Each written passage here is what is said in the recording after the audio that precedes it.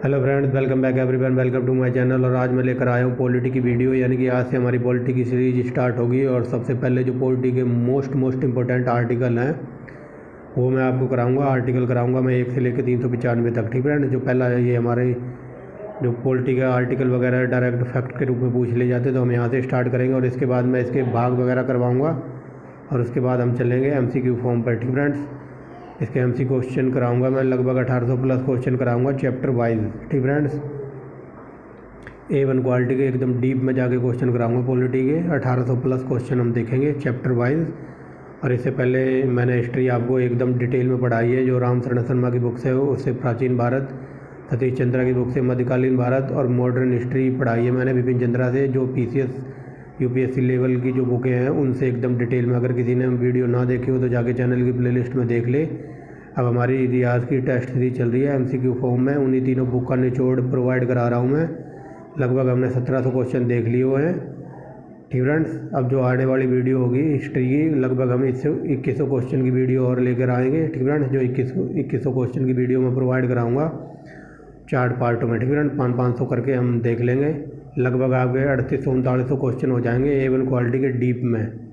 ठीक फ्रेंड्स, तो अगर किसी को अपनी तैयारी और भी अच्छी तरह बेहतर तरीके से करनी है, अपने आप को आजमाना है या प्रैक्टिस सेट करनी है, प्रैक्टिस सेट लगाने, तो आप हिस्ट्री की प्लेलिस्ट में जाके चेक कर सकते हैं। ठीक फ्रेंड्स, लगभग 1700 क्वेश्चन प्लस ही करा दिए हैं। तो आज से हमारी पॉलिटी स्टार्ट हो रही है। और UP PCS वालों और UP लेखपाल वालों, आपके एग्ज़ाम बहुत ही नज़दीक हैं, तो उससे रिलेटेड मैं UP की भी वीडियो प्रोवाइड करा रहा हूँ डे बाई डे। ठीक फ्रेंड्स, तो चलिए देखते हैं। पहला अनुच्छेद, एक द्रव्यहीन का विवरण है, वेरी मोस्ट इंपोर्टेंट टॉपिक है। तो चलिए देखते हैं। आर्टिकल पहले में कहा गया है संघ और उसका राज्य क्षेत्र। ठीक फ्रेंड्स, संघ और उसका राज्य क्षेत्र बताया है पहले आर्टिकल में, कई बार एग्जाम में बना है। ठीक फ्रेंड्स, जहाँ मैं बताऊंगा ना ये इंपॉर्टेंट है, आप उस पर निशान लगा लेना या कहीं लिख लेना। ठीक फ्रेंड्स, क्योंकि सारे आर्टिकल पूछे नहीं जाते हैं, जो गिने चुने मोस्ट इंपॉर्टेंट हैं एग्जामिनर के पालतू, वहाँ से क्वेश्चन बनता है। ठीक फ्रेंड्स, तो पहला है वेरी मोस्ट इंपॉर्टेंट है। 1 सेकंड कलर चेंज कर लेता हूँ मैं। फ्रेंड्स, चलिए देखते हैं। पहला वेरी मोस्ट इंपॉर्टेंट है, इसमें बताया गया कि संघ और उसका राज्य क्षेत्र के बारे में इसमें डेफिनेशन बताई गई। ठीक फ्रेंड्स, वेरी मोस्ट इंपॉर्टेंट है। आगे देखिए, दूसरे में बताया गया कि नए राज्य का प्रवेश या स्थापना। ठीक फ्रेंड्स, इसमें ये बताया गया कि भारत में जो भी नए राज्यों का प्रवेश होगा या फिर नए राज्यों को कोई क्रिएट करना होगा, नया राज्य बनाना होगा, तो आर्टिकल 2 में संशोधन करना पड़ेगा। ठीक फ्रेंड्स, वेरी मोस्ट इंपॉर्टेंट है। 2 का को निरस्त कर दिया गया है। ठीक फ्रेंड्स, कई जगह ये निरस्त लिखा होता है, बट यहाँ लिखा है निरसन। ठीक फ्रेंड्स, इसका मतलब होता है इसे रद्द कर दिया हुआ है। ठीक फ्रेंड्स, इसे रद्द कर दिया गया होगा। आगे देखेंगे आर्टिकल 3, वेरी मोस्ट इंपॉर्टेंट है। आर्टिकल 3 में ये कहा गया है कि नए राज्यों का निर्माण कर सकते हैं हम, वर्तमान राज्यों की जो क्षेत्र सीमा और उनके नाम में चेंज वगैरह कर सकते हैं। ठीक फ्रेंड्स, मान लो राजस्थान राज्य है तो उसका नाम चेंज करना हो या उसका क्षेत्रफल या उसकी सीमा घटानी बढ़ानी हो, तो आर्टिकल 3 अनुच्छेद में संशोधन होगा। ठीक फ्रेंड्स, वेरी मोस्ट इंपॉर्टेंट है। आगे चलते हैं आर्टिकल नंबर 4 पर। ठीक फ्रेंड्स, तो आर्टिकल नंबर 4 में ये कहा गया कि पहली अनुसूची, ठीक फ्रेंड्स, और जो चौथी अनुसूचियों के जो संशोधन तथा अनुपूरक और प्रमाणिक विषयों का उपबंध करने के लिए अनुच्छेद 2 और अनुच्छेद 3 में बनाई गई विधियाँ। ठीक फ्रेंड्स, जो हमने वो भी ऊपर पढ़ा हुआ है उसके बारे में। ठीक फ्रेंड्स, तो उसकी जो विधियाँ 2 और 3 में बनाई गई हैं उसकी विधियों की चर्चा दी गई है आर्टिकल 4 में। ठीक फ्रेंड्स, इतना इम्पोर्टेंट नहीं है, बट यहाँ से देखिए जो 5 नंबर, ठीक फ्रेंड्स, जो 5 नंबर से स्टार्ट हो रहा है ना, तो यहाँ से वेरी मोस्ट इंपॉर्टेंट है, देखते रहना। ठीक फ्रेंड्स, 5 से 11 हमारे संविधान में नागरिकता का प्रावधान दिया गया है, तो यहीं नागरिकता से देखेंगे। ठीक फ्रेंड्स, तो चलिए देखते हैं। 5वें में बताया गया संविधान के प्रारंभ में नागरिकता होगी। ठीक फ्रेंड्स, 6ठे में ये बताया गया कि जो आज़ादी के समय जब बंटवारा हुआ था तो कुछ लोग पाकिस्तान चले गए थे। ठीक फ्रेंड्स, तो उसमें एक डेट रखी गई थी कि 1948 से पहले जो पाकिस्तान गए थे ना लोग, तो अगर 1948 तक आ जाते हैं इंडिया में तो उनको नागरिकता मिलेगी। ठीक फ्रेंड्स, ऐसा ही बताया गया है। तो देख लीजिए, पाकिस्तान से भारत, ठीक फ्रेंड्स, पाकिस्तान से जो भारत वगैरह लोग आए थे आज़ादी के समय, उधर चले गए थे, फिर थोड़े दिनों के बाद उधर उनका मन नहीं लगा होगा तो दोबारा इंडिया में आ गए थे। तो आर्टिकल 6 में ये बताया गया कि पाकिस्तान से भारत प्रव्रजन या आने वाले कुछ व्यक्तियों को नागरिकता का अधिकार है। ठीक फ्रेंड्स, 1948 से पहले जो भी आ गए होंगे थोड़े दिन वहाँ रह के, ठीक फ्रेंड्स, तो उनको नागरिकता मिलेगी। और आर्टिकल 7 में ये कहा गया है कि पाकिस्तान को प्रोविजन करने वाले, मतलब जो बंटवारा हुआ था हमारे देश का, तो कुछ लोग पाकिस्तान चले गए थे, ठीक फ्रेंड्स, उनको नागरिकता का अधिकार था, ठीक फ्रेंड्स, उनके बारे में बताया गया है। पाकिस्तान को प्रोविजन करने वाले कुछ लोगों को नागरिकता का अधिकार, ठीक friends, very very most important है ये। आगे देखते हैं, एक एक चीज़ डिफाइन कर रहा हूँ मैं, बस आप सुनते जाइए, ठीक फ्रेंड्स। आगे देखिए, भारत के बाहर जो कुछ लोग रहते हैं तो उनके नागरिकता के बारे में प्रावधान 8 में बताया गया है। ये देखिए, भारत के बाहर रहने वाले भारतीय उद्भव के कुछ व्यक्तियों को नागरिकता का अधिकार है, ठीक फ्रेंड्स। आगे देखते हैं आर्टिकल नंबर 9, विदेशी, ठीक फ्रेंड्स। अगर मान लो कोई बंदा विदेश में चला जाए या कहीं चला जाए, ठीक फ्रेंड, मान लो कोई बंदा इंग्लैंड चला जाए और वहाँ जाके वो इंग्लैंड का डोमिसाइल बनवा ले, या वहाँ जाके उनकी PR ले ले, परमानेंट रेजिडेंसी ले ले, ठीक फ्रेंड्स, तो उसकी नागरिकता, भारत की, इंडिया की जो नागरिकता है वो स्वयं अपने आप ही समाप्त हो जाएगी, ठीक friends. Very very most important है, कई बार एग्जाम में पूछा है। आगे देखिए आर्टिकल नंबर 10, ठीक फ्रेंड्स, नागरिकता के अधिकारों को बनाना, ठीक फ्रेंड, नागरिकता के अधिकारों को बना रहना, ठीक फ्रेंड्स, ये आर्टिकल 10 में बताया गया। और article 11 very very most important, लगा लो इस पर, कई बार क्वेश्चन एग्जाम में ये पूछा जाता है कि नागरिकता के संबंधी नियम में कोई चेंज वगैरह कौन कर सकता है, तो वो कर सकती है संसद, ठीक फ्रेंड। ये देखिए लिखा हुआ है, संसद द्वारा नागरिकता के अधिकार की विधि द्वारा विनियमन किया जाना, ठीक फ्रेंड्स। और कई बार क्वेश्चन ये पूछा जाता है कि हमारे देश में नागरिकता कौन सा मंत्रालय देता है, तो ये देता है गृह मंत्रालय, होम मिनिस्ट्री, ठीक friends, very very most important है। आगे चलते हैं, आर्टिकल नंबर 12 देखिए, ठीक फ्रेंड्स, इसमें परिभाषा दी गई है। आर्टिकल नंबर 13 देखिए, इसमें मूल अधिकारों के संगत, असंगत और उनका अल्पीकरण की विधियाँ बताई गई हैं, ठीक फ्रेंड्स। इतना इम्पोर्टेंट नहीं है, इम्पोर्टेंट है, यहाँ से शुरू होगा 14वें से देखिए, ठीक friend, very very most important है। कई बार एग्जाम में सीधा पूछा जाता है कि समता का अधिकार किस में है, तो आर्टिकल 14, ठीक फ्रेंड। 15 में ये बताया गया कि हमारे देश में किसी को धर्म, मूलवंश, जाति, लिंग, जन्म के स्थान पर कोई मतलब भेदभाव नहीं होगा, ठीक फ्रेंड्स, ये बताया गया। और इस पर एक मूवी भी बनी है, आर्टिकल नंबर 15, ठीक फ्रेंड्स।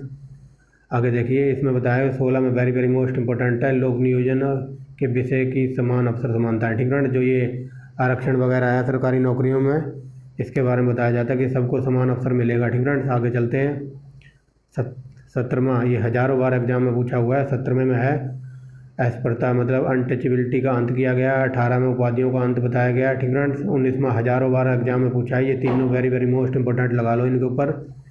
19वें में बताया गया वाक एवं अभिव्यक्ति की स्वतंत्रता के बारे में बताया गया है, ठीक फ्रेंड। जो ये नेता वगैरह हमको जो आज़ादी मिली है बोलने की खुलकर, ठीक फ्रेंड, आर्टिकल नंबर 19 में बताया गया है। 16वां, 17वां, 18वां और 19वां वेरी वेरी मोस्ट इंपॉर्टेंट है, ठीक friend, very very most important, फिर से बोल रहा हूँ। 20वां देखिए, ठीक फ्रेंड, 20वें में बताया गया है अपराधों के लिए दोष सिद्ध से संबंध संरक्षण, ठीक फ्रेंड। जो ये अपराधी वगैरह होते हैं इनके लिए कुछ संबंध बनाए गए हैं, ठीक फ्रेंड, आर्टिकल नंबर 20 में। और इसमें यह भी बताया गया है, कई बार एग्जाम में ये पूछा जाता है कि कौन से आर्टिकल में ये कहा गया है कि एक व्यक्ति है उसको एक क्राइम की वजह से 2 बार सज़ा नहीं मिल सकती, ठीक फ्रेंड। मान लो कोई व्यक्ति है जिसने अपराध नहीं किया है, उसे सज़ा मिल गई है, मान लो 10 साल की उसे लग गई है, ठीक फ्रेंड। अगर मतलब कोई क्राइम करता है तो एक क्राइम के ऊपर उसे 2 बार सज़ा नहीं मिल सकती, ये बात बताई गई है इसमें, ठीक फ्रेंड्स। आगे चलते हैं, वेरी वेरी मोस्ट इंपॉर्टेंट है, 21वां प्राण एवं दैहिक स्वतंत्रता, ठीक फ्रेंड्स। इसमें 19वें में था बोलने की स्वतंत्रता, इसमें प्राण एवं दैहिक स्वतंत्रता वेरी वेरी मोस्ट इंपॉर्टेंट है, मोस्ट इंपॉर्टेंट लगा लो इस पर। 21वें और 22वें भी, ठीक फ्रेंड्स। कुछ दशाओं में गिरफ्तारी और निषेध का संरक्षण वगैरह बताया गया आर्टिकल नंबर 22 में। 23वां नंबर वेरी वेरी मोस्ट इंपॉर्टेंट, हज़ारों बार एग्जाम में बना है, ठीक फ्रेंड्स। 23वां, 24वां, 25वां। आगे चलते हैं 23वें पे। 23वें में ये बताया गया कि मानव और दुर्व्यवहार और बलाश्रम पर प्रतिषेध, ठीक फ्रेंड्स। ये बात बताया गया है इसमें, ठीक फ्रेंड्स। मानव और दुर्व्यवहार और बलाश्रम पर प्रतिषेध लगाने के लिए आर्टिकल नंबर 33 है, ठीक friend, very very most important. 24 में भी ये बताया गया कि बालकों, कारखानों आदि में बालकों का नियोजन, ठीक फ्रेंड। कई बार आपने देखा होगा किसी कंपनी या फैक्ट्री वगैरह में लिखा होता है ना कि 18 साल से या 14 साल से बच्चों का अंदर आना मना है, ठीक फ्रेंड्स। तो ये बात बताई गई है इसमें। ये बताया गया कि 14 साल तक के बच्चे को या 18 साल तक के बच्चे को फैक्ट्रियों में, कारखानों में काम वगैरह नहीं करवाया जाएगा, ठीक friend, very very most important है। आर्टिकल नंबर 25 देखिए, इसमें धर्म की स्वतंत्रता के बारे में बताया गया। ठीक फ्रेंड्स, आर्टिकल नंबर 25 देखिए, अंतकरण के धर्म की आवाज़ रूप में मनाने, आचरण और प्रचार करने की स्वतंत्रता। ठीक फ्रेंड्स, क्वेश्चन ये पूछा जाता है कि धर्म की स्वतंत्रता है या धर्म प्रचार करने की स्वतंत्रता कौन से आर्टिकल में है? Article number 25। ठीक friend, very very most important है। आपने देखा होगा जो ये सिख लोग वगैरह होते हैं वो अपने पास वो रखते हैं ना थोड़ा चाकू सा अपने पास, कृपाण बोलते हैं उसको, तो वो आर्टिकल नंबर 25 के तहत ही उनको रखने का अधिकार है, संविधान में ये बोला गया है। ठीक फ्रेंड्स, उनको कृपाण रखने का आधार है, वो जो चाकू वगैरह सा होता है सिख लोगों के पास, देखा होगा आपने, तो वो ऐसे ही नहीं रखते, वो संविधान में लिखा हुआ है कि ये जो सिख लोग हैं ये कृपाण धारण कर सकते हैं। ठीक friend, very very most important है। आर्टिकल नंबर 26 देखिए, इसमें धार्मिक कार्यों के प्रतिबंध की स्वतंत्रता। ठीक friend, very very most important है। और कई बार डायरेक्ट एग्जाम में ये पूछे थे कि धर्म से संबंधित कौन कौन से आर्टिकल हैं, तो 25 से लेकर 28 तक ये याद रखेंगे। 25 से 28 धार्मिक कार्यों के बारे में, धर्म के बारे में आर्टिकल बताते हैं। ठीक फ्रेंड, 27वां देखते हैं, किसी विशिष्ट धर्म की अभिवृद्धि के लिए करों और समुदाय के बारे में स्वतंत्रता। ठीक फ्रेंड, इसमें धार्मिक करों के बारे में बताया गया होगा। 28वें में देखिए, 28वें में ये धार्मिक शिक्षाओं की स्थापना वगैरह के बारे में बताया। ठीक फ्रेंड, इसमें बताया गया कुल शिक्षा संस्थानों पर धार्मिक उपासना में उपस्थित होने के बारे में स्वतंत्रता। ठीक friend, very very most important है, देख लेना आप। 29वां और 30वें पे वेरी वेरी मोस्ट इंपॉर्टेंट लगा लो, कई बार एग्जाम में बना है। ठीक फ्रेंड्स, 29वां, इसमें ये बताया गया अल्पसंख्यकों वर्गों के हितों का संरक्षण दिया गया। ठीक फ्रेंड्स, और आगे देखिए, शिक्षा संस्थानों की स्थापना और प्रशासन करने के अल्पसंख्यक वर्गों का अधिकार, वेरी वेरी मोस्ट इंपॉर्टेंट है दोनों। 31वां निरस्त है, इससे हमें कोई लेने देने नहीं है। 31वां का क्या देखिए, ये इतना इंपॉर्टेंट नहीं है। ठीक फ्रेंड्स, फिर भी मैं आपको करा देता हूँ, जैसा कि मैंने कहा मैं आपको सब कराऊँगा। तो 31वां का क्या है, ये कहता है संपदाओं आदि के अर्जन के लिए उपबंध बनाने वाली विधियों की व्यावृत्ति। ठीक फ्रेंड्स, देखिए कुछ अधिनियमों और विनियमों का विधि मान्यकरण। ठीक फ्रेंड्स, ये इतने इंपॉर्टेंट नहीं है दोनों। ठीक फ्रेंड्स, आप बस याद रख लेना, इनमें ये बताया गया है। अगेन 31वां का है कुछ निर्देशक तत्वों को प्रभाव करने वाली विधियों और व्याकृति। ठीक फ्रेंड्स, ये भी इतना इंपॉर्टेंट नहीं है, बट आप देख लीजिए, गैर निरस्त कर दिया गया है। अब आया वेरी वेरी मोस्ट इंपॉर्टेंट है, इस पर हज़ारों बार इंपॉर्टेंट लिख लो, क्योंकि कई बार एग्जाम में ये पूछा जाता है कि डॉक्टर बी आर अम्बेडकर के अकॉर्डिंग संविधान की आत्मा किसको कहा गया है या संविधान का हृदय किसको कहा गया था, तो आर्टिकल नंबर 32। ठीक friend, very very most important है, इस पर मोस्ट इंपॉर्टेंट लगा लेना। और 32वें का ये हमारा निरस्त है। 33वां देखिए, इसमें बताया गया कि इस भाग द्वारा प्रदत्त अधिकारियों का बलों। ठीक फ्रेंड, जो हमारी सेना के वगैरह जो सेना वगैरह है, इंडियन आर्मी के बारे में बताया गया है। ठीक फ्रेंड, इसमें इस भाग द्वारा प्रदत्त अधिकारों के बलों आदि को लागू होने में उपरांत करने की संसद की शक्ति। ठीक फ्रेंड, जो ये सेना वगैरह का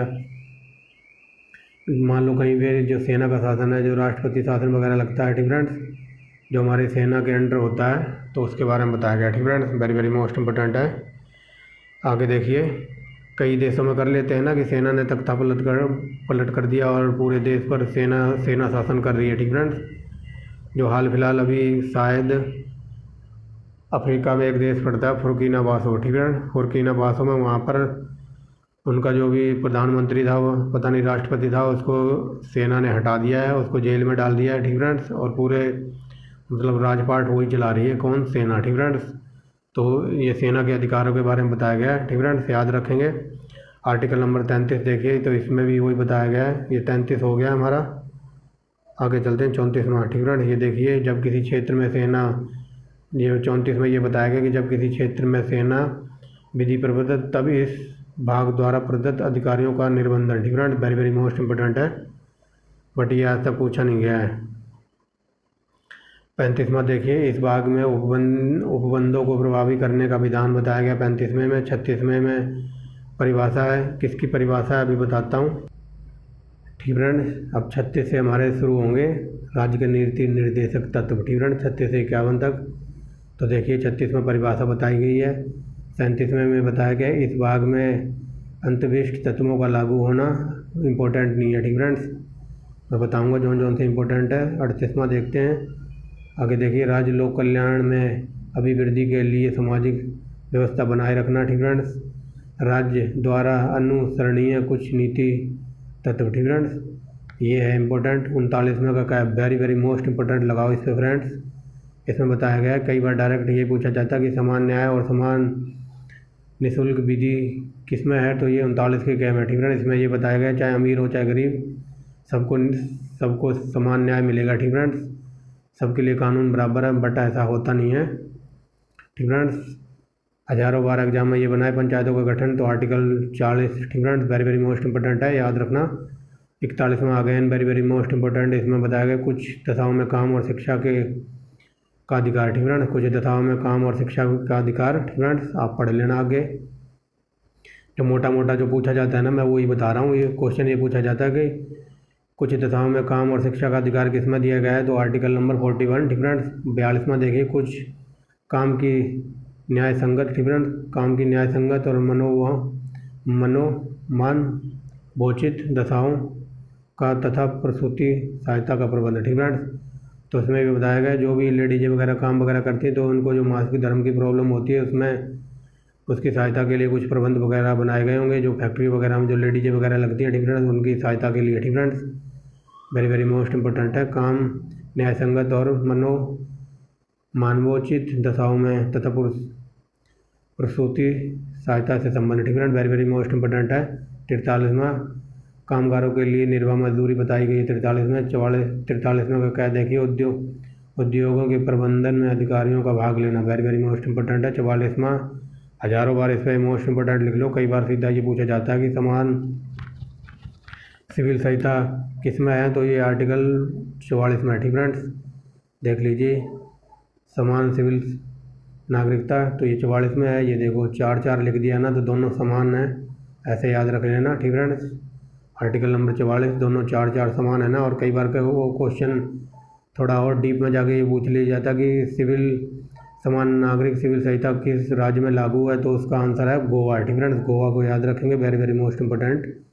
अब देखिए 45 में इसे मोस्ट इंपॉर्टेंट लगा लो, सीधा एग्जाम में ये बनता है कि बालकों के लिए निःशुल्क शिक्षा किस उपबंध में दी गई है। ठीक फ्रेंड्स, ये है 6 साल से 14 साल के बच्चों के लिए, तो आर्टिकल नंबर 45 में वेरी वेरी मोस्ट इंपॉर्टेंट है। 46वां देखिए, अगेन वेरी मोस्ट इंपॉर्टेंट। इसमें अनुसूचित जाति और जनजाति तथा अन्य दुर्बल जो वर्ग हैं, उनको शिक्षा और अर्थ संबंधी हितों की अभिवृद्धि के बारे में बताया गया। ठीक friends, very very most important है। जो अनुसूचित जाति और जो दुर्बल जाति वगैरह के लोग हैं, उनको शिक्षा संबंधी उपचार बताए गए इसमें। ठीक friends, very very most important है। 47वां देखिए, एक सेकेंड फ्रेंड। ठीक फ्रेंड्स, 47वां देखिए, पोषाहार स्तर और सामान्य जीवन को ऊंचा उठाने तथा लोक स्वास्थ्य सेवाओं में सुधार करने का राज्य का कर्तव्य। ठीक फ्रेंड्स, इसमें जो समान लोग हैं, जो उनका समान जीवन है, उसको ऊंचा उठाने और उनको स्वास्थ्य सुविधाएं मुहैया करवाने के लिए राज्य के कर्तव्य वगैरह बताए गए हैं। इतना इंपॉर्टेंट नहीं है। ठीक फ्रेंड्स, अब चलिए 48वें पे लगाओ, वेरी वेरी मोस्ट इंपॉर्टेंट है, कई बार एग्जाम में ये बना है। कृषि एंड पशुपालन का संगठन क्या कहते हैं, 48वें में दिया हुआ है। ठीक फ्रेंड्स, लेकिन क्वेश्चन में हमेशा जब भी ये क्वेश्चन पूछा जाता है कृषि और पशुपालन किस आर्टिकल में है, तो आर्टिकल 48 के साथ 48 का भी देता है। ठीक फ्रेंड्स, क्योंकि उसको क्वेश्चन गलत कराना होता है, और क्वेश्चन गलत इसीलिए होता है क्योंकि कुछ लोग सोचते हैं कि कृषि एंड पशुपालन के बारे में पूछा है, तो इसमें ये पर्यावरण संवर्धन वगैरह भी आएगा। ठीक फ्रेंड्स, तो वो सीधा कृषि पशुपालन के बारे में पूछा होता है, तो वो आर्टिकल 48 में के क्या को टिक कर देते हैं, बट वो गलत हो जाता है। ठीक फ्रेंड्स, कृषि और पशुपालन हमारा 48 में है, याद रखेंगे। ठीक फ्रेंड्स, 48 क्या में पर्यावरण संरक्षण के बारे में बताया गया है और वन्य जीवों के बारे में। ठीक फ्रेंड्स, थोड़ा स्पीड से चलते हैं, नहीं वीडियो बहुत लंबी हो जाएगी। 49 में बताया गया जो राष्ट्रीय स्मारक हैं इनकी स्मारकों की संरक्षण करना, रक्षा करना, तोड़ फोड़ नहीं करनी। ठीक फ्रेंड्स, आगे चलते हैं। ये यूपीपीसीएस में हज़ारों बार क्वेश्चन पूछा गया है। न्यायपालिका का कार्यपालिका से पृथककरण मतलब अलग अलग करना, तो आर्टिकल 50 में है, वेरी वेरी मोस्ट इंपॉर्टेंट है। 51वां वेरी मोस्ट इंपॉर्टेंट है, अंतर्राष्ट्रीय शांति सुरक्षा 91 में पूछा है। ठीक फ्रेंड्स, 91 में दिया है, 51 में। ठीक friends, very very most important है। यूपीपीसीएस में ये और ये लगातार 2 बार पूछ लिए, 2020 में और 21 में। ठीक फ्रेंड्स, 91 में मूल कर्तव्य है, 52 में राष्ट्रपति है। ठीक friends, very very most important है। ये सारे यहाँ से लगा लेना, 48 से लेकर जहाँ तक मैं बताऊँ। ठीक फ्रेंड्स, ये सारे मोस्ट इंपॉर्टेंट चल रहे हैं। 52 में राष्ट्रपति, ठीक है ना। राष्ट्रपति की कार्यपालिका शक्ति 53 में बताई गई। राष्ट्रपति का निर्वाचन कैसे होगा 54 में। राष्ट्रपति की जो निर्वाचन की रीति है वो 55 में बताई गई है। राष्ट्रपति की पदावधि कितनी तक रहेगी वो 56 में बताया गया है। राष्ट्रपति 2 बार, 3 बार, 10 बार अलॉट हो सकता है, ये बताया गया है। आर्टिकल नंबर 57 में 58 देखिए, तो राष्ट्रपति निर्वाचित होने की अर्हताएँ क्या क्या हैं, उसको क्या कुछ उसकी अर्हताएँ हैं, ठीक है। क्या क्वालिफिकेशन वगैरह होनी चाहिए, भारत का नागरिक होना चाहिए, 35 साल होना चाहिए, ठीक है। ऐसे ही जो उसकी अर्हताएँ हैं वो बताई गई हैं। आर्टिकल नंबर 40 क्या कहते हैं 59 देखिए, तो राष्ट्रपति के पद के लिए जो शर्तें हैं वो बताई गई हैं। राष्ट्रपति द्वारा जो शपथ लेगा राष्ट्रपति, ठीक है, उस आर्टिकल नंबर 60 में बताया। वेरी वेरी मोस्ट इंपॉर्टेंट है। 48 से लेके जहाँ तक मैं बताऊँ रुकना नहीं है अभी। ये हज़ारों बार क्वेश्चन पूछा गया। महाभियोग तो 61 में बताया गया, ठीक है। राष्ट्रपति को हटाने पर महाभियोग चलता है, तो उसके बारे में 61 में बताया गया। वेरी वेरी मोस्ट इंपॉर्टेंट है। 62 नंबर देखिए, राष्ट्रपति के पद की रिक्ति भरने के लिए निर्वाचन करने का समय और आकस्मिक रीतियों को भरने के लिए निर्वाचन व्यक्ति की पद्धति, ठीक है। जो राष्ट्रपति, मान लो राष्ट्रपति का पद खाली वगैरह है तो निर्वाचन करने में जो भी प्रोसीजर से गुजरना पड़ेगा तो उसके बारे में बताया गया, ठीक है। राष्ट्रपति का जो भी निर्वाचन पद्धति है खाली हो जाने के बाद, ठीक है। आगे देखिए, वेरी वेरी मोस्ट इंपॉर्टेंट है उपराष्ट्रपति, ठीक है। 63 में उपराष्ट्रपति बताया गया है। उपराष्ट्रपति होगा भारत का एक, 63 में बताया गया है। 64 में देखिए, उपराष्ट्रपति राज्यसभा का प्रधान सभापति होगा, ये 64 में बताया गया। 65 में देखिए, राष्ट्रपति, ठीक है। राष्ट्रपति के पद क्या कहते हैं, राष्ट्रपति के पद में आकस्मिक रीति के दौरान, ठीक है, या उसकी अनुपस्थिति के दौरान उपराष्ट्रपति राष्ट्रपति के रूप में कार्य करेगा, ठीक है। ये बताया गया 65 में। सिंपल वे में समझ लीजिए, मान लो राष्ट्रपति का पद खाली है, ठीक है। राष्ट्रपति मान लो इस्तीफा दे जाता है तो जो राष्ट्रपति की जो पोस्ट खाली हो जाएगी तो उस पर उपराष्ट्रपति कार्य करेगा, ऐसा बताया जा रहा है। तो ये बताया गया है 65 में। वेरी वेरी मोस्ट इंपॉर्टेंट है। 66 में उपराष्ट्रपति का जो बोर्ड वगैरह पढ़ेंगे निर्वाचन बताया गया है। 67 में पद्धति बताई गई, ठीक है, कि राष्ट्रपति कितने पदावधि तक अपने पद पर रहेगा, ठीक है। 67 में उपराष्ट्रपति की पदावधि हो गया। 68 में देखिए, उपराष्ट्रपति के पद की रिक्ति भरने के लिए जो भी बताया था ना राष्ट्रपति बारे में, कि जो भी मान लो ये उपराष्ट्रपति पद वगैरह खाली हो जाता है तो उसकी जो पोस्ट रिक्त हो जाएगी तो उसको भरने में निर्वाचन में जो भी प्रोसीजर से गुजरना पड़ेगा, ठीक है। राष्ट्रपति का पद खाली होने पर जो भी निर्वाचन की जो प्रोसीजर प्रक्रिया होगी उसके बारे में बताया गया, ठीक है। वेरी वेरी मोस्ट इंपॉर्टेंट है। 69वां देखिए, उपराष्ट्रपति का जो शपथ लेगा, ठीक है। उपराष्ट्रपति की शपथ के बारे में 69 में बताया गया। 70 में देखिए, अन्य आकस्मिकताओं में राष्ट्रपति के कृत्य और निर्वहन, ठीक है। 71 में देखिए, राष्ट्रपति या उपराष्ट्रपति के निर्वाचन संबंधित या सशक्त विषय, ठीक है। जो इसके क्या कहते हैं, उपराष्ट्रपति और राष्ट्रपति के जो निर्वाचन होता है, जो वोट वगैरह पड़ते हैं तो उसमें कोई दिक्कत वगैरह ना आए या कोई दिक्कत वगैरह आ जाए तो उसके बारे में बताया गया 71 में, ठीक है। 72 वेरी वेरी मोस्ट इंपॉर्टेंट है। 72 में राष्ट्रपति किसी भी मुजरिम को या अपराधी को उसका दंड कम कर सकता है, क्षमादान कर सकता है, मृत्युदंड माफ़ कर सकता है। वेरी वेरी मोस्ट इंपॉर्टेंट है। 73वें में संघ की कार्यपालिका शक्ति का विस्तार बताया गया, ठीक है। वेरी वेरी मोस्ट इंपॉर्टेंट है। आगे चलिए, अब 74 में ये बताया गया कि राष्ट्रपति को सलाह देने के लिए एक मंत्री परिषद होगी, ठीक है। 75 में मंत्रियों के बारे में अन्य उपबंध बताए गए। 76 में भारत का न्यायवादी आ जाएगा।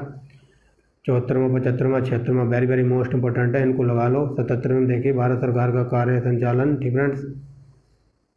ये इतना इम्पोर्टेंट नहीं है। आगे चलिए, 78 में पे देखिए, राष्ट्रपति को जानकारी देने के लिए प्रधानमंत्री होगा एक, ठीक है, ऐसा बताया गया 78 में। वेरी वेरी मोस्ट इंपॉर्टेंट है।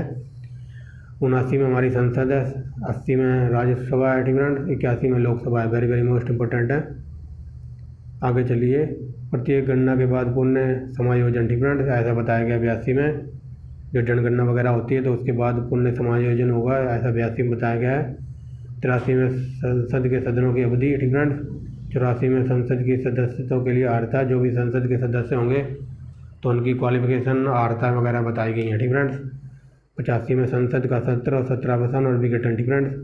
संसद का सत्र कैसे चलेगा, कैसा सत्रावसान होगा और कैसे विघटन होगा, ठीक है। ये 85 में बताया गया है, ठीक है। 86 में देखिए, अन्य क्या कहते हैं, सदनों के अभिभाषण और उनको संदेश भेजने का राष्ट्रपति का अधिकार। ठीक है, वेरी वेरी मोस्ट इंपॉर्टेंट है। कई बार एग्जाम में ये क्वेश्चन पूछा जाता है कि जो मान लो भारत का राष्ट्रपति कोई स्पीच देता है, भाषण देता है, तो उसका भाषण कौन तैयार करता है? तो मंत्री परिषद तैयार करती है। ठीक है ना, मंत्रिमंडल कह लो या मंत्री परिषद कह लो। वेरी वेरी मोस्ट इंपॉर्टेंट है। ये देखिए 87वां राष्ट्रपति का अभिभाषण। ठीक है, 88 में देखिए मंत्री और महान्यायवादियों के अधिकार। ठीक है, सदनों में जो भी मंत्री और महान्यायवादी होते हैं उनके अधिकार बताए गए हैं। ठीक है, आगे देखिए राज्यसभा का उपसभापति और सभापति, ये 89 में बताया गया है। 90 में देखिए उपसभापति का पद रिक्त होना, पद त्याग पत्र और उसे पद से हटाना। ठीक है, जो उपसभापति है उसका पद रिक्त होना, वो त्याग पत्र देना या उसे पद से हटाया जाना, ये 90 में बताया गया है। 91 में देखिए सभापति के पद के कर्तव्यों का पालन करने या सभापति के रूप में कार्य करने की उप सभापति को अन्य शक्तियाँ। ठीक है, ये बात बताई जा रही है जैसा अभी हम पीछे पढ़ के आए हैं ना।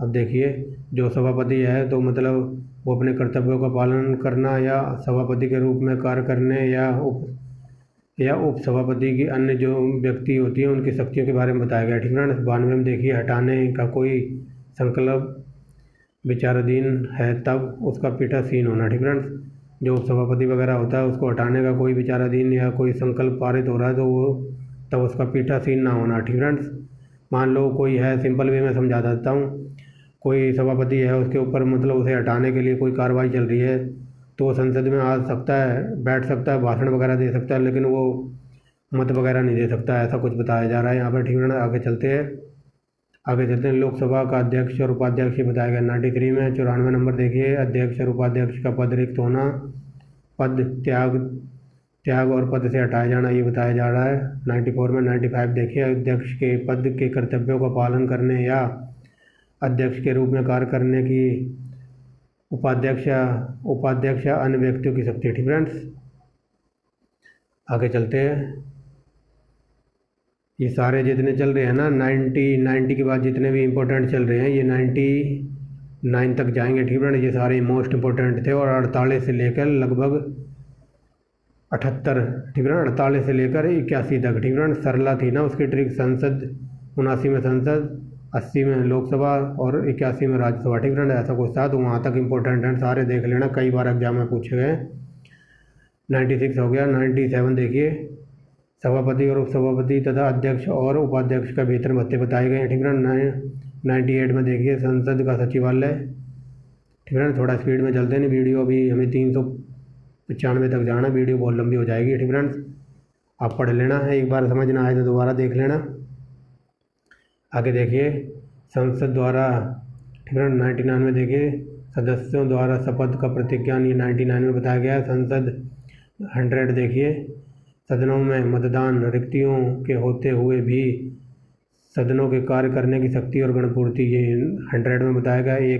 101 पे देखिए स्थानों का रिक्त होना। ठीक है, 102 में देखिए सदस्यता के लिए निहारताएँ। ठीक है, अब देखिए 103 में बताया गया सदस्यों की निहारताओं से संबंधित प्रश्नों पर विनिश्चय। ठीक है, 104 देखिए अनुच्छेद 99 के अधीन शपथ लेने या प्रतिज्ञान करने से पहले निर्हित किए जाने पर बैठने और मत देने के लिए सरस्ती। ठीक है, ये बताया जा रहा है। आगे चलिए 105, ये सारे कोई भी इम्पोर्टेंट नहीं है, जहाँ इम्पोर्टेंट होगा मैं बता दूंगा। संसद के सदनों की तथा उनके सदस्यों और समितियों की शक्तियों और विशेष अधिकार। ठीक है, ये इम्पोर्टेंट है। 105 नंबर क्वेश्चन ये पूछा जाता है कि संसद की जो समितियां होती हैं उसमें विशेष अधिकार किसको बताया गया है, कौन से आर्टिकल में बताया गया? तो आर्टिकल 105। ठीक है, ये विशेष अधिकार से कई बार पूछा है कि विशेष अधिकार शक्तियाँ किस में दी गई हैं, तो 105 में। वेरी वेरी मोस्ट इंपोर्टेंट है, याद रखना। 106 देखिए सदस्यों के वेतन भत्ते। 7 में देखिए विधेयकों के पुनः स्थापन और पारित किए जाने वाले संबंध और उपबंध। ठीक है, वेरी वेरी मोस्ट इंपोर्टेंट है।